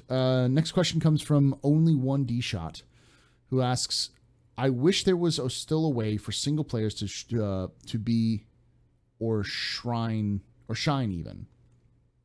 Do you feel there's any place for solo play? It seems like a forced gameplay style." I don't think single player is. He's saying that you can't play it single player anymore. You can't play it solo. Oh no, it's even more single player now than ever before. What is the game, you mean? Yeah, the scenario I explained earlier about going off by yourself and going into these dangerous areas and looting all by yourself and trying to get out. You know, and you're not you don't need a group of friends to do that with. You don't need somebody online. You don't even need an adversary to be there to go looting by yourself on some strange world. You could do it yourself, but yeah, you do have to worry about somebody coming and ruining that party. But what are the chances of that? How many times have you been somewhere and never ran into anybody at all? Yeah. Yeah, I think there's more of a solo play. Like that's probably going to be my next video that I make. Is I'm going to go off solo by myself and go on a looting hunt by myself and see how scary it is, how fun it is, how adventurous it is, and then that's going to be probably my next video. Yeah, that's awesome. Okay, yeah, that's fair. I feel that the single player has always been there. It's always more advantageous with a group. Like I can only few scenarios do I see it being advantageous to be by yourself, from recon to, hey, poke and prod real quick and see what they'll do in response, and then, you know, extra strategic value. But you can always do things alone. It's just you run the risk and you have to manage more. And that's how it is. I think the game's going for semi-realistic. IRL, you know, we don't get astronauts in space by themselves. Like, we don't put one person on the ISS. There's always groups of people on the International Space Station, and then groups of people maintaining it. So you can still do your single player stuff. You just won't be able to do it at the same level if someone had friends on all the time. Yeah. You're not going to be locked out of gameplay. You're just going to have to either get good, like really good, or find friends. Like there's never the CIG, the way that the CIG is developing this game, it's not in a way that's like you have to have friends, you have to know people. It's just if you want to achieve some goals in game, it's going to become more and more advantageous to the point where it's almost impossible for you to do it solo. Not impossible, but almost impossible for you to do it solo. Yeah. Just to kind of encourage people to play together. Dell's got it in chat. Dell says solo players will have to play smart. Yeah. That is, it's a good comment because it's exactly what this, it just became, you could play this game almost like a horror game. Going out and looting by yourself. I can't wait to do it. Yeah. Next question comes from Nair Bear, who asks, "What level of play do you think base building starts? End level only or open to everyone?" I can't imagine the Pioneer is the only base building ship. There's got to be smaller base building ships. There has to be. You know, we're just not there yet. Yeah, I agree with that. And I think we're gonna, especially, I think the Pioneer is gonna be I think the Pioneer is going to be for people like Cobra. He wants to just do a prefab, like, look, I don't want to think about it. Put this, I want turrets, I want this, done. But people like me, who I don't even like, funny enough, Cobra, I actually don't like crafting a lot, like Minecraft. When I play that with friends, I'm usually a person who adventures off, gathers materials, bring it back to them, and then go away. But for Star Citizen, the amount of customization from pads to fuel lines to everything else, I'm going to be more intertwined in that. But I feel there's going to be, the Pioneer is the, hey, take a plot of land, build it, done. There will be a ship that can customize. Like, I guarantee it'll probably be from Aegis. I'm going to call it now. It's going to be an Aegis ship where it's more customization. Like, hey, do you want to prefab a wall? Do you want to, how do you want it to bend? Do you want it to angle? Do you want it to do this? There's going to be a ship that can do more customization, because people like me, I want specific needs met depending on what part of the base I'm looking at. I'll take it a step further. I don't even want the pioneer. I want the option to be able to buy a homestead and then decorate the inside the way I want. And Pioneer players will be your best customer, or you'll be your best clients, because that's what they'll do. You buy the plot of land. That's how the Pioneer works. You buy the plot of land on a space, you register it, you build there, and then you can sell it to people, so people can claim it. So yeah, that will be you. I also think that we're gonna get a lot of we'll get people who want to build small shacks in the middle of nowhere. You're going to need to have some way of doing so, either with a ship or some other tool. There's got to be some way of doing it other than just the Pioneer. Right. But I also think this is going to sound weird, but I also believe that most conflict in Star Citizen, or most base building in Star Citizen, will end up naturally gravitating towards each other. So I remember Rust. Where Rust, you build bases all over the place, and if you were building a base alone, you're going to get raided. But if you built a base with other people, the more people you had helping you, the less likely you were to get raided, because the more likely you'd have someone defending it. So what will happen is, say, Pyro. Someone's going to go down a planet, find a nice, juicy bit of resources, or plop their own mining operation down there, group of, say, 100 people, on that mining operation. Little Johnny Smith comes up and he wants to open up a farm because he wants to be a farmer. And he sees this location where they're building this mine. He goes down there and says, "Hey, can I build my farm right next to you?" Because Johnny goes, "I don't want to get raided by people when I'm offline. So if I build this right next to this mining operation, they can protect me. I can use their numbers to protect my thing, and I only have to pay them a little bit, or maybe give them a little bit of what I have." And then you slowly build up over time for people who are either supporting that operation or just wanting to set up their own operation nearby. And soon you have a city, with that org being the government and the protection, and everybody else just kind of relying on that protection to protect them from outside resources. Because if Johnny decides he's going to build his ranch on the other side of the same planet, then, pirates come by, just kick his door down and take his stuff. Eventually people will gather together for safety, because that's just kind of what happens in real life. That's how civilization started in the first place is, organizations, groups started farming.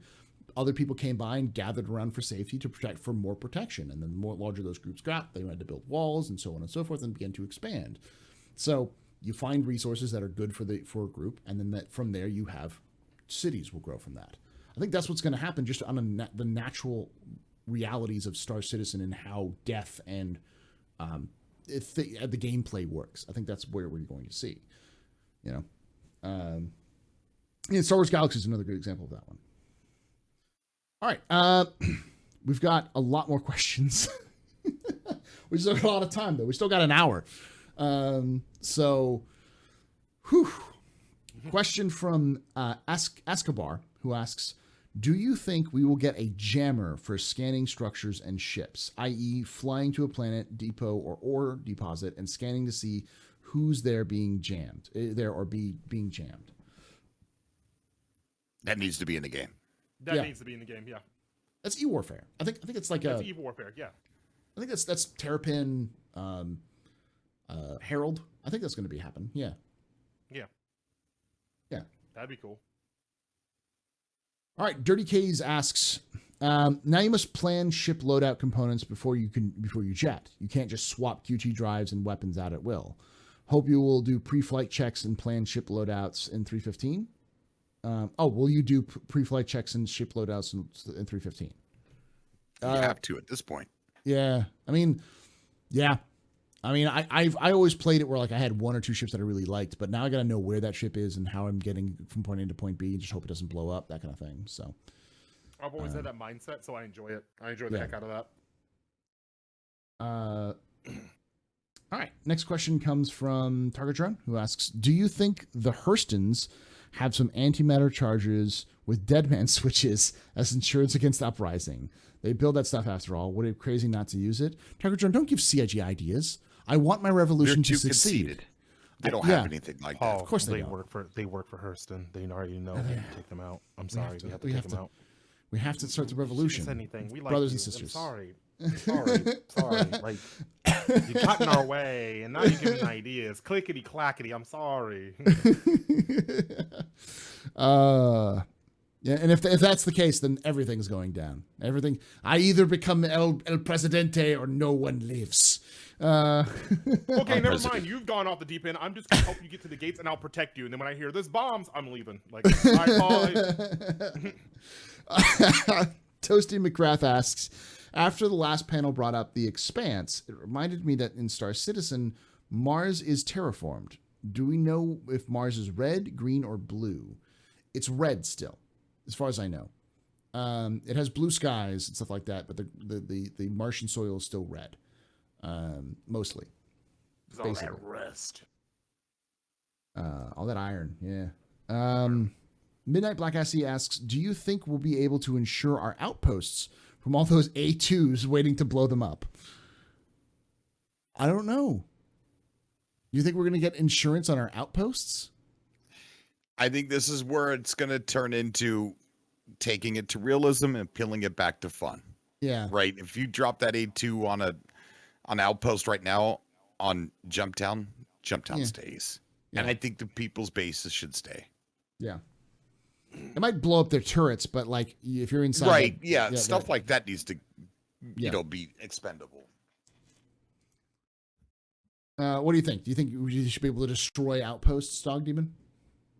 I think you should be able to destroy. If you don't defend it well enough, I think there's certain structure points that after a while it just goes, it's donezo. It's out. It's done. If they don't take care of it after a while, it's, that player gets it destroyed. Yeah, but you think it's going to one Moab's going to destroy the whole thing? No. Because that'd be scary. Because people coming with 82s or all those Moabs, yeah, that'd be kind of broken. Because then at that point, then there'll just be raiding organizations who can just steamroll it. Which, I mean, that's part of the gameplay loop. Ooh. Uh-huh. Actually, now I don't know. Now I stop about it. That's part of the gameplay loop. I don't know. We'll have to see. I would say I'm going to reserve mine to neutral right now to see where the game develops first before I seriously make that distinction right now. I like the idea of degradation over time. I think there'll definitely be damage states will eventually just go poof. But I don't think you can just walk over with an A2 and just win. Because that's a little too broken. Yeah. No one would want to do anything. Wouldn't even be playable at that point. I mean, I'm all about I love PvP. I love it when people kill me in my streams. I do get mad, but I get even, right? So I'm a PvP guy, even though I'm not good at it. But I think adding in the possibility to blow up these homesteads, especially if you're offline and people are just going around just blowing up homesteads when they find one and you come in, you didn't have a chance to defend it. Yeah, I don't think that's going to be a thing. I don't think it'd be fun. Yeah. I think you're going to need some ability for players to have some leeway to protect themselves within a reasonable manner. Like, I think you'll be able to hack into people's cabs. Yeah, you think you'll be able to break down that door. But that's different from dropping a Moab and just saying "F you" and walking away. I think you should. Yeah, like somebody said in chat, I think you should be able to blow down the door and go inside and loot it. That would be kind of interesting. Yeah. Yeah. FBI, open up. Yeah. But I think even if there is destruction of bases or damaging to bases and that sort of things, it needs to be extreme. It can't just be a griefer's paradise. I agree. Yeah. Because these things are designed to be surviving vacuum, basically. They can't just be tinsel. They have to be tough, or whatever. Hey, this is for me. Question for the Astropub. Paul, how, I hope, and expectations versus CIG presented. How happy or disappointed were you with the Anvil Liberator so far? What would you like? And what would you like to change? What do you like and what do you like to change? So the Anvil Liberator, I like it entirely, except for one small aspect. There's no beds for the passengers.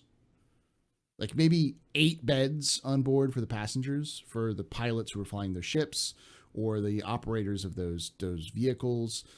A hot bunking situation, because they've got 16 jump seats down there. So if you have 16 jump seats in the Liberator, having 8 to be able to hot bunk with the like over and over again. I think that's the biggest thing, because I think that ship's going to be slow. It is not a fast ship. And if it's going to be slow, you expect players to have to log out on it. And especially if you want to use it like a ferry, taking it long distances, you're going to need to be able to get into a bed, sleep, log out, and then kind of come back later as the pilot is kind of going over there. So I just got a message from somebody that says, I got you. I'm in Texas. That was not real. I think don't come to my down. I think they're I want you to stand down, or there will be repercussions. Jesus Christ! All just wakes up and there's someone in the house thinking anything. What the hell, man? Leaves. I live in Texas.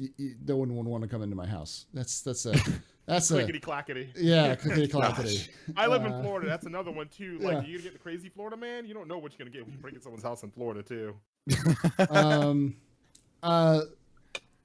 Yeah. So I like it. I think if they just added the beds, it would be exactly what I was hoping for. If they added the beds, it would be perfect. Without the beds, it's not quite there. But all right. TG Delta asks, do you guys think sufficient moral / hype was built around CitizenCon this year?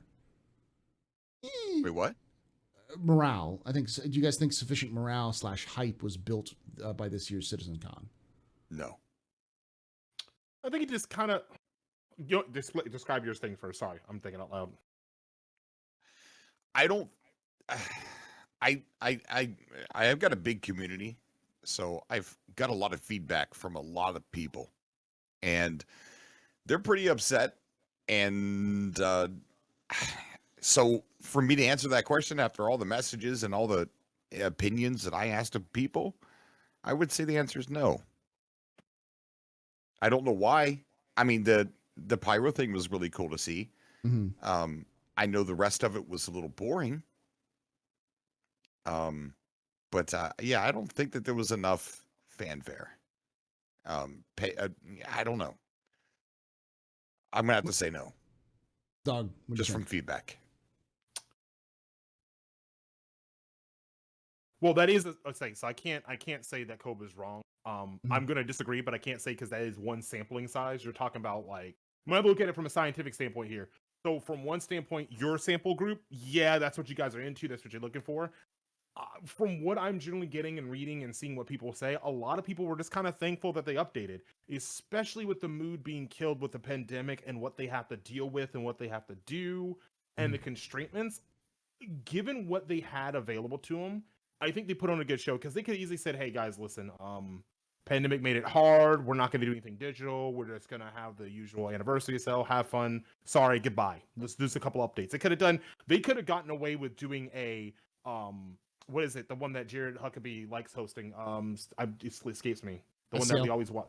Yeah, SEL. They could have just gotten away with a longer version of that. But the fact that they sat down, tried doing these cool community showcase, it just, I guess for me, as a hardcore convention goer, it was heartfelt. It was not this big, massive show like E3 or all this stuff. It was just, hey, we're here. Hey, we're still working our asses off. Let's show you what we're doing. Sorry, it's going to be kind of dry. Like, it seemed like they even knew it was not going to be this miraculous star-studded show. They just wanted to get the information out, did the recordings. Jarrett jumped to all these locations. It felt more heartwarming for me, especially that ending messages. Like Chris Roberts seemed a bit more even tone and serious on this one, because usually the other one, he comes out on stage, is like, all right, so Microtech's a douche campus, and you're sitting there like, did he really just call Microtech a douche camp? To more of an even, like, I laughed. I almost spit take on my monitor when I was watching that, but it just was more even tone. I felt they read the room well. I felt that they, especially with just what everyone going through with the pandemic, all the hardships, all the stuff, it was just not, it wasn't dreary, but it was more realistic, like, hey guys, this is what you're going to get. This is what we have. Let's show you what we have to go. We're really proud of it.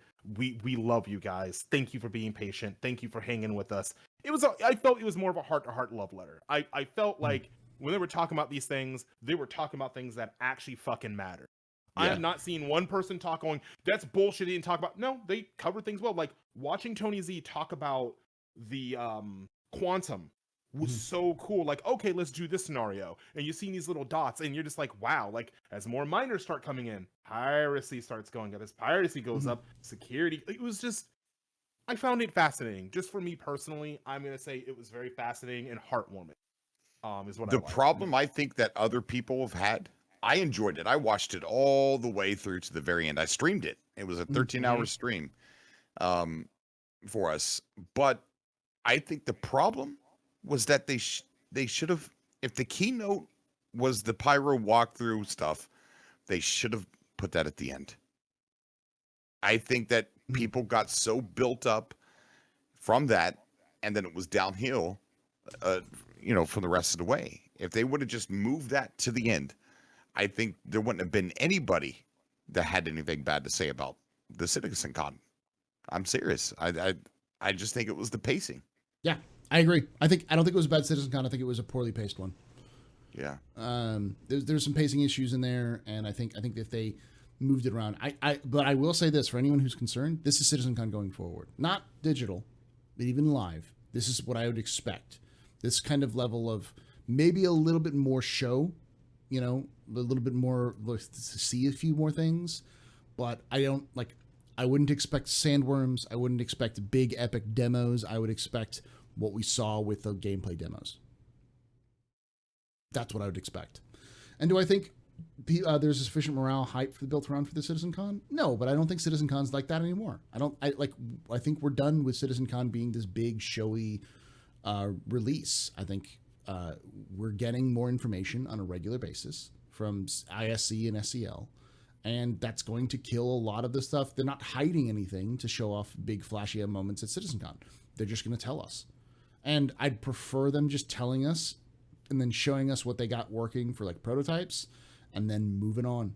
That's a lot better use of resources. Like that. Yeah. Lots of information. Big keynote at the end. Yeah.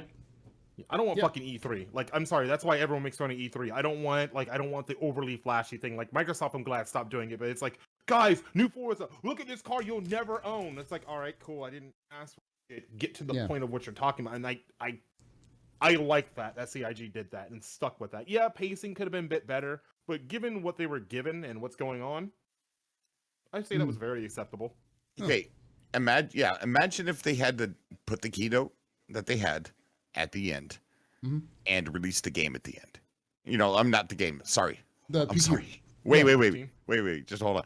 Released PTU at the end. Yeah. And not in the middle like they did. So people would have been interested in hearing everything that was being said because they know something big is coming at the end, right? So everyone would have appreciated a lot of those talks and those panels a lot more. And then here comes the keynote, the walkthrough. People are pumped up like crazy now. They're happy. They're excited. And then Jared releases PTU right there, right then and there at the end. That would have been a hell of a lot better than how it was ran. Yeah. Oh, it'd been much better. I think there's a lot of dryness in there that needed to be shaken up a little bit. But it's presentation. But I also don't think we're going to have super hype anymore. And I'm okay with that. I'm okay with it. You know what the super hype was this year? It was all of the events they did. The Xeno threat, the Nine Tails lockdowns, the Invictus. The IAE will be off the chain, not because like Chris Roberts is showing us a sandworm, but because we get to see Jax McCleary every day. He gets to come on and make a little quip on YouTube and talk about like how Argo is garbage, and then move on, and then you get to go walk down to Orison. You get to go to the ships. You get to rent the ships. You get to walk around that stage. That's gameplay. That's in the game. I'd prefer that than watching Glenn play Star Citizen. I want to play Star Citizen. I'm sure the developers want us to play Star Citizen. I think that's a better way of doing things as well. When's IAE supposed to be again? IAE is November 7th or November 5th. So it's first week of November. So or November 9th, I think technically. Let's go. Hey you. I'm glad I see what you did there, bro. Yes. Here comes another Chinese earthquake. I fucking love that video. It was such a crazy game, and I loved it. For those of you guys who don't know what I'm talking about, Moonbase Alpha. It was one of the only games ever produced by NASA, and it was supposed to be a realistic portrayal of life on a moon base. But the reason why it was well remembered was because it had a text-to-speech option, and so John Madden. John Madden. John Madden. Look up after this, guys. Look up a YouTube video called "A Space Engineer is a Realistic Simulation," and just get ready to laugh your ass off. It's great. The video is over 10 years old too. I feel old. God. Holla holla get dollar. Oh God. Askabar1 asks, do you think they will have IRL mobile app that you can use to transfer inventory around while you're out during the day? Yeah, I think that's going to eventually be a thing. Yeah, that'd be cool. There's going to be some sort of management app that they'll use so that players can manage what they have, buy things, have them sent to their hangar, maybe have equipment or ships shipped from one place to another. It'll happen. I think that's almost guaranteed. Logistics are a thing. Logistics are going to be a major thing in Star Citizen. That's too complicated for Cobra. Cobra. I'm sorry it's complicated for you. I want it. Don't ruin this for me. So Cobra, get good. Okay. If you're out with a fam, you're getting some dinner, and Fist calls up and is like, "Oh, we've got to go raid this base. I found this sweet base. We got to go raid it tomorrow. When you get home." So you just go, "Oh shit, I don't have my ship anywhere nearby. Let me pull out my phone, move my ship to this location. Boom, cool. I'm gonna eat my dinner now." And then you come back, your ship's already at the location, so you can just go there, pick up your ship, and go to town. I think that's essentially what I'm saying in terms of like logistics. I would dig that. I would think that would be helpful with logistics because that's going to be a big thing. I like his facial expression. He's just like, Cobra doesn't leave the house. The future is now, old man. God damn it, dog. All right. I look old. Fist and Jawa. You look handsome, sir. You look Oh, thank you. Fist and Jawa ask, how did Cobra TV get the nickname Flipper? Who asked that? Fist and Jawa. Oh God. How did you get the name Fist? You can't answer a question with a question. Answer it. How did you get the question? How did you get the name Fisting Jawa? I'm sorry, Fist and Jawa. Say it real fast. Fist and Jawa. That poor little creature from Star Wars has a fist. Fist and Jawa. I hope we all burn. We already had that joke when they were on earlier today. Everyone was like, "Fisting what, Paul? Why are you fisting? Don't fist those things." Oh God! Because my wife Vega, who has a splinter org from the Cobra Force called Vega Force, one day when we were racing, I was in a tumbrel and I kept flipping it, and I kept asking for someone to come flip me over. So she decided to call me Flipper. And now everybody calls me Flipper. Maybe you should stop flipping vehicles, Chief. Maybe you flip vehicles too. Oh, I flip. No, I vehicles don't. Not often. I'm usually flying. I flip vehicles all the time, so I feel that. I feel that in my soul. Flipper 2, electric boogaloo over here. Well, here's the thing. If you're driving on a surface of a planet and you're not taking Dukes of Hazzard style jumps every time you get a chance to, you're not driving properly. That is. I do. I hit those. I stick my landings. I flipped over. I don't do it often, but I hit those jumps. I jumped on the canyons of Daymar. I was there, bro. Jumped over a friend's vehicle. It was awesome. Evil Knievel that shit. Okay. Donnie Be Good asks, so when the game launches, like it's all in there, right? All industries, all things, what profession will make the most money in the beginning? In the beginning? Freight. I'm going to say cargo. Yeah, cargo. I'm going to say cargo. I'm with the dog on this.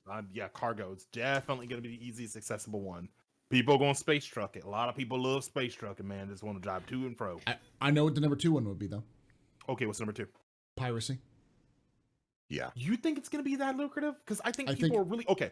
Oh, it's gonna be very lucrative, but I also think here's- it's like Twitch streaming. You know, one out of 1,000 or 1,000,000 people will actually get rich off of it. You know, at the end. Here's the thing, though, and I'm going to be a little savage. Mhm. I think you're putting the intelligence quota of a lot of players to handle that kind of mess and money management. People don't like forward thinking that much. Especially piracy. There's a lot of logistics behind piracy, and I think people just want to jump in and go, pew, pew, pew, I shoot people. And I don't think people are stopping to go, well, shit, now we got to run here. Now I got to pay for my ship. Now we can't legally buy things because we're wanted people. I think piracy will be up there, but I don't think it'll be number 2. That's a little high on the scale. I think number 2 is going to be mining. I think number 2 is definitely going to be mining. I'll see your piracy and I'll raise you mining. Yeah, but then you got people mining and people doing trading, and then you got piracy, who's targeting both of those people. Exactly. That's what my point is. Like, if trading is the most lucrative, then piracy is going to be the second most lucrative. It's just how that works. But a pirate has also got to learn how to talk. And have you seen people try to talk and negotiate in this game? That's Give true. us your shit. No. All right, guys, open fire, bro. We didn't even negotiate. Pew, pew, pew, pew. Oh, well, we lost the cargo. Like, I think maybe the best finessing charismatic pirates may do good, but charismatic people who know how to hold a conversation well is like in this game. Listen, you're all wrong. Oh, I have to make running a correction. Running a bar is gonna make the most money. Okay, I'm already on this. I can see ground that floor. more. You know, go ahead. I need to make a correction. Mops has informed me through private DM Okay. that It's not so private. right, that it says, hey, I was the one that told you that Vega called you Flipper. Ooh, I think story. So it's still Vega. Yeah. Okay. Thanks, Mops. Another person who's been on the captain's table. I feel like Sloan's. You know what I call him, by the way? His nickname at our org is Store Brand Steven Seagal. I see it. I see it. Yeah. I see it. Yep, Great I see value, Steven Seagal. it. Great value, Steven Seagal. Great value. Oh God. Steven Seagal's already crappy as is. That's even worse. Oh God. All right. Midnight Black SC. Got 15 questions to go. We got 30 minutes left. Let's do it. Midnight Black SC asks, "Is it me or is it the weirdest intro to a ship ever?" So here we are inside of 400i. Yeah, it was a bit of an abrupt. So we're inside of 400i. A what? A new ship. Let's move on. Wait, It's not a meme? You said the What? weirdest entry is to 400i? No. So the weirdest intro. So like when they first revealed the 400i, it's just so now we're inside the 400i. Remember that? Like when in the gameplay? Yeah. Yeah, it's the first time we heard anything official with the 400i was so now we're inside of 400i. It's kind of like the Ty Lopez. I get I'm it. here in Okay, the yeah. Hollywood Heights. You know what I'm more proud of than these books? Or this Yeah. 400i is these books. Hold on, whoa, back up. Is it 400i? Like, yeah. Yeah. That's pretty funny. Wellowan asks, "What does Juan Valdez, oil tycoon, father of 5, feel about the Xi'an?" Do not ask questions about Juan. Juan does not have these answers. Juan is just an unfrozen oil tycoon from the 20th century. He does not know this world yet. Wait, is that legitimate part of the story? Okay. So Juan Montoya Valdez, father of 5, oil tycoon. So I ran a short-lived, legitimate Twitch telenovela played out of PUBG. So I played Juan Montoya Valdez, father of 5, and oil tycoon, and me and a couple of my friends did a full-on. Every week it would get worse. We played the game, but we would just kind of invent storylines for what happened based off of what we did. So Juan Montoya Valdez is a character that I've been keeping in my back pocket as a character to exist as when we get it was the telenovela was called Pantless and Pachinki. I love Pochinki. Yeah. So I always drop Pochinki. yeah. There we go. So I still have to figure out how it works, because you can't be pantless in Star Citizen, because that'll just end up badly. Going out the space. Why am I dying? Hold up. All right. Next question comes from Dirty K's, who asks, "How are you changing your pre-flight check ship loadout?" Oh no, we already talked about that. Yeah, I think he just asked it again. Uriah the Smoke asks, "For Astro, can players sell cargo of beers to you at your bar?" Rule number 1: if you have rare or exotic booze, all I ask is first bid. You don't have to sell it to me. Just give me first bid. I want to be the collector of all of the rarest booze in the game. That's it. So yes, you can sell it to me if it's a good price. If you find, especially if you find it, if it fell off a truck. If it fell off a truck and you want to give it to me at a discount, yeah, sure, 100%. Give me that booze. Target Drone asks, "Paul, do you offer to serve your spirits with the medical tool too?" That's depends on who's asking. You're asking too many questions, bro. Donnie Be Good asks, "Do you guys think everyone in the community should push for Spectrum Post requesting the Big Benny's delivery skin for the Argo MPVU cargo?" I don't want to push my luck, but yes, no, I do. I want it. I want. Yep. Make the meme real. I want more salty tears on Twitter getting mad. I want it. Wait, what's this about? A Big Benny skin for the Argo MPUV, for the Argo cargo. Because that's a lot of big bennies, man. That thing can hold a lot of big bennies. Can you I imagine? want that, but give me a mission to deliver them somewhere. Yeah. Yeah. There we go. Yeah. That'll be a funny April Fool's one-off mission. Take the Argo cargo and try not to explode. Stop other players from delivering their cargo. If you deliver it, you get a special Big Benny's hat or something. Yeah, skin. But you gotta survive it. So like, Jumptown. Deliver it to Jumptown. Excuse me? CC's Argo cargo's gone. Death race Argo cargo. Yes. Bouncing each other around, trying to do a race to who can deliver first. Yeah. That would be fucking amazing. I would be all for that event. Do you think they'll bring back Teach's Ship Shop or something like that? That the other than the Lorville and ArtCorp showrooms, they've got the showroom for Orison in 315. We got a ship shop in Orison. Oh my god, that Crows, Custom Crows, whatever, Cousin Crows, yeah, is freaking amazing in there. Seen all the, isn't it weird? You could take a car. It's just a car, whatever model. A Volkswagen Beetle, whatever, Mercedes Benz, but take that Benz and put it inside. It looks so much nicer for some reason. I don't know why. Lighting. But when you go into Cousin Crows and you see that M50 hanging from the top, you see that the Cutlass Black down below. Man, they look so cool inside that building. I love that place. We'll get Teachers when Lorville comes in, but yeah, I think what we see is what we'll go. I miss Lorville a lot. I love the aesthetic of Lorville. You mean Delamar? Did I say Lorville? I said please, Lorville. Oh my God. Somebody clip him say I miss Lorville.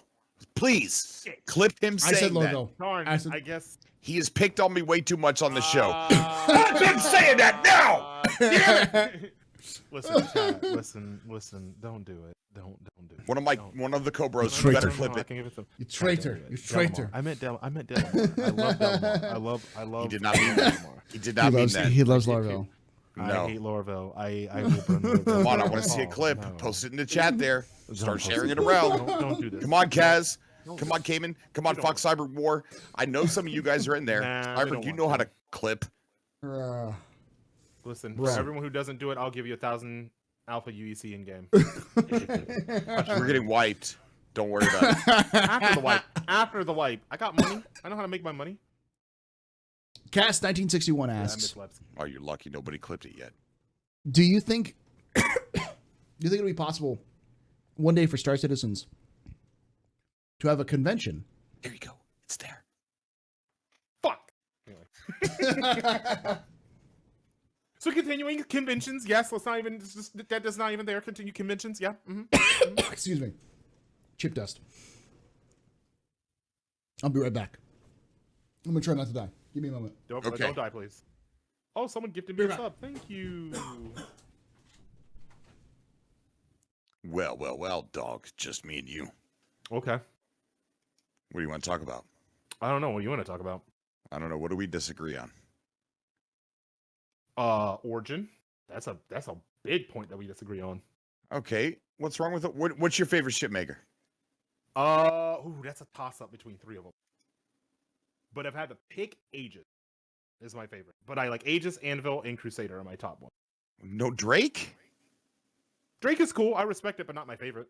Drake's like fifth for me, I would say. The only really good one you said was Crusader. Okay, that's a lie.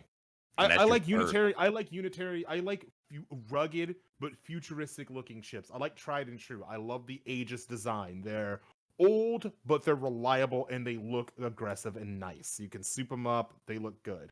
Anvil, I just like Anvil's design. That difference between sleek and I don't know. I just like aggressive ships, man. I like aggressive ships. You know what? I got to say this to you at least, dog. Somebody else clipped it in the chat. Oh, I saw. No, I saw. Okay. Son of a bitch. Whatever. I didn't wear cat ear, so sorry. Do you think it would be possible for one day for Star Citizens to have a convention in which life-size replicas of the ships are available to explore? Of course, it doesn't have to be real engines, but it could be mock-up and other aspects of Star Citizens at the convention.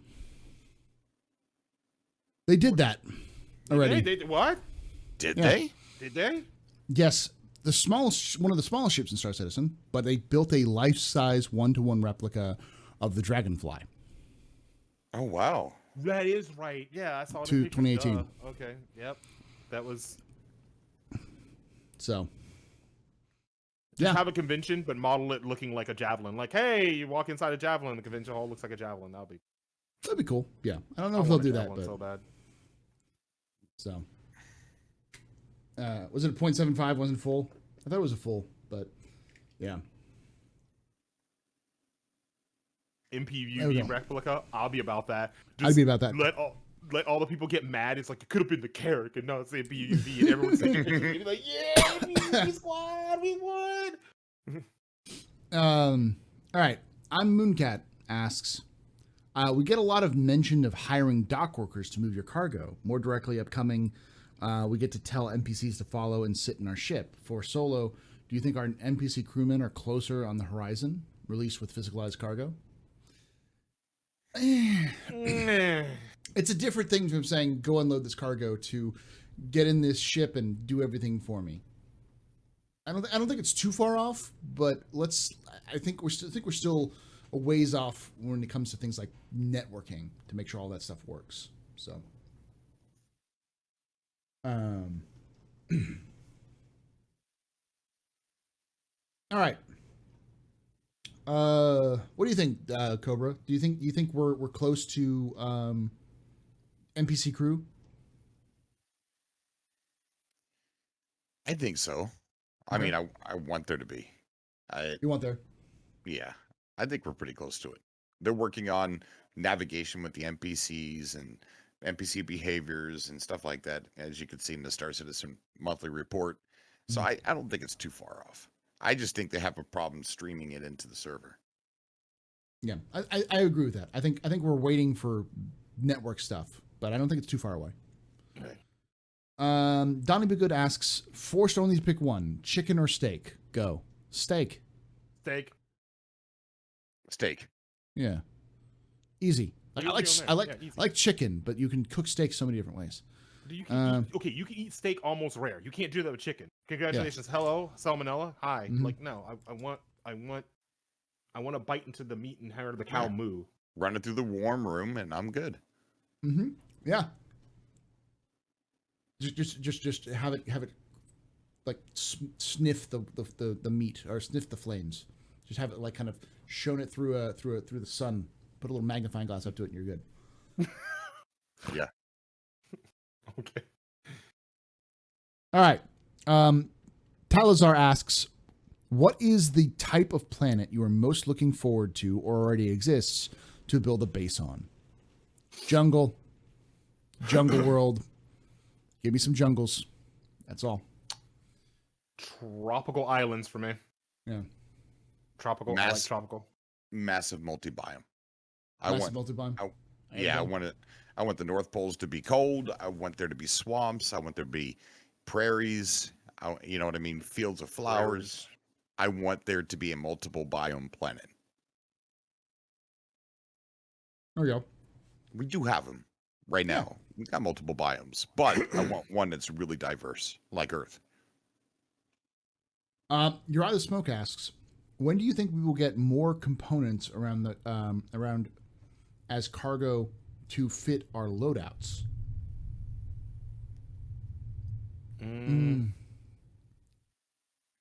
Oh, when do you think we will get to move components around as cargo to fit our loadouts?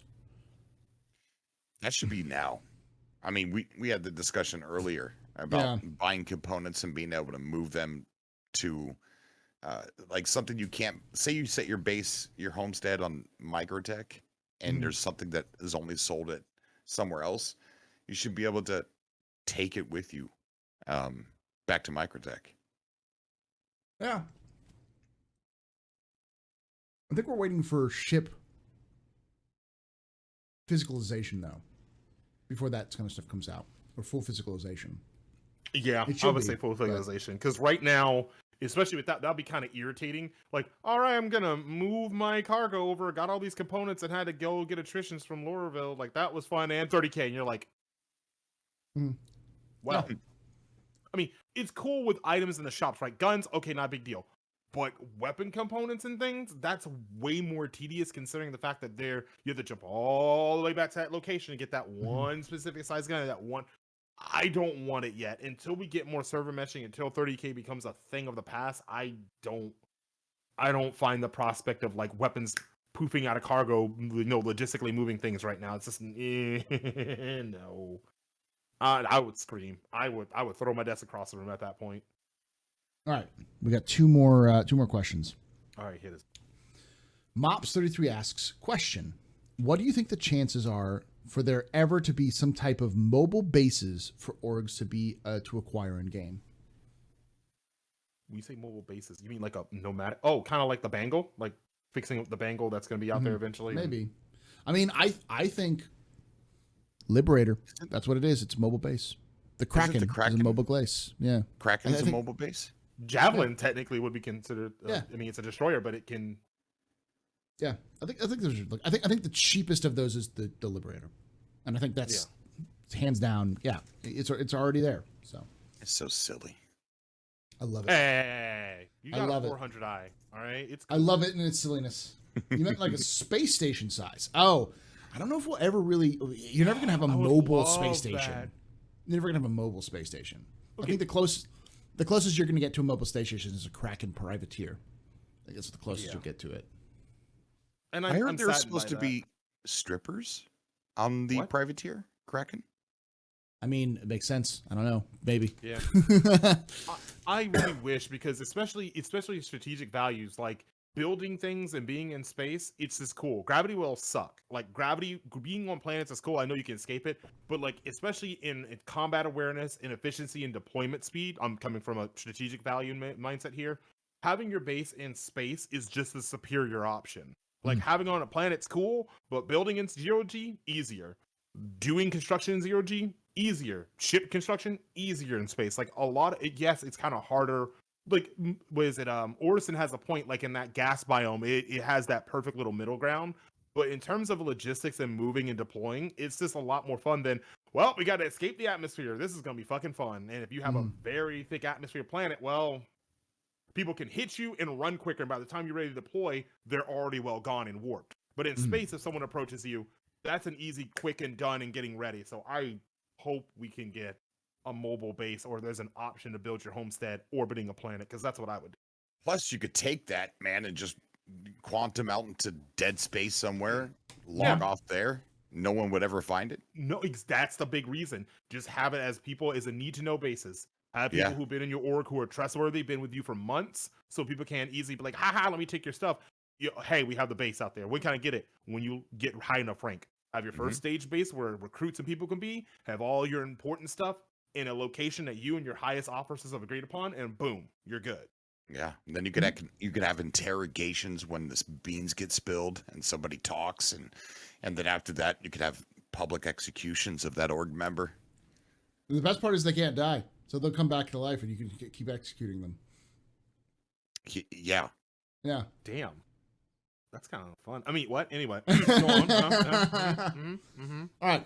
Last question comes from Cash1961, who asks, they need to have a question and answer session from each department of Star Citizen instead of having them blab about stuff that we're not too concerned about. That's not a question. That's not a question. That's just, I don't know what that is. I don't even know what that means. Each department sounds like a rant. Yeah. Okay, I get what they're saying. I think they sound like they're saying they wish instead of them talking about what they wanted to, like in the whole thing, they should have done a Q&A. That's fantastic, but have you ever seen a Q&A come from a crowd over 1,000 people? It is not organized. It is not fun. Mm-hmm. I think I will counter that point saying, I get what you're saying. I get like, hey, can we hit the hard-hitting questions that the fans matter?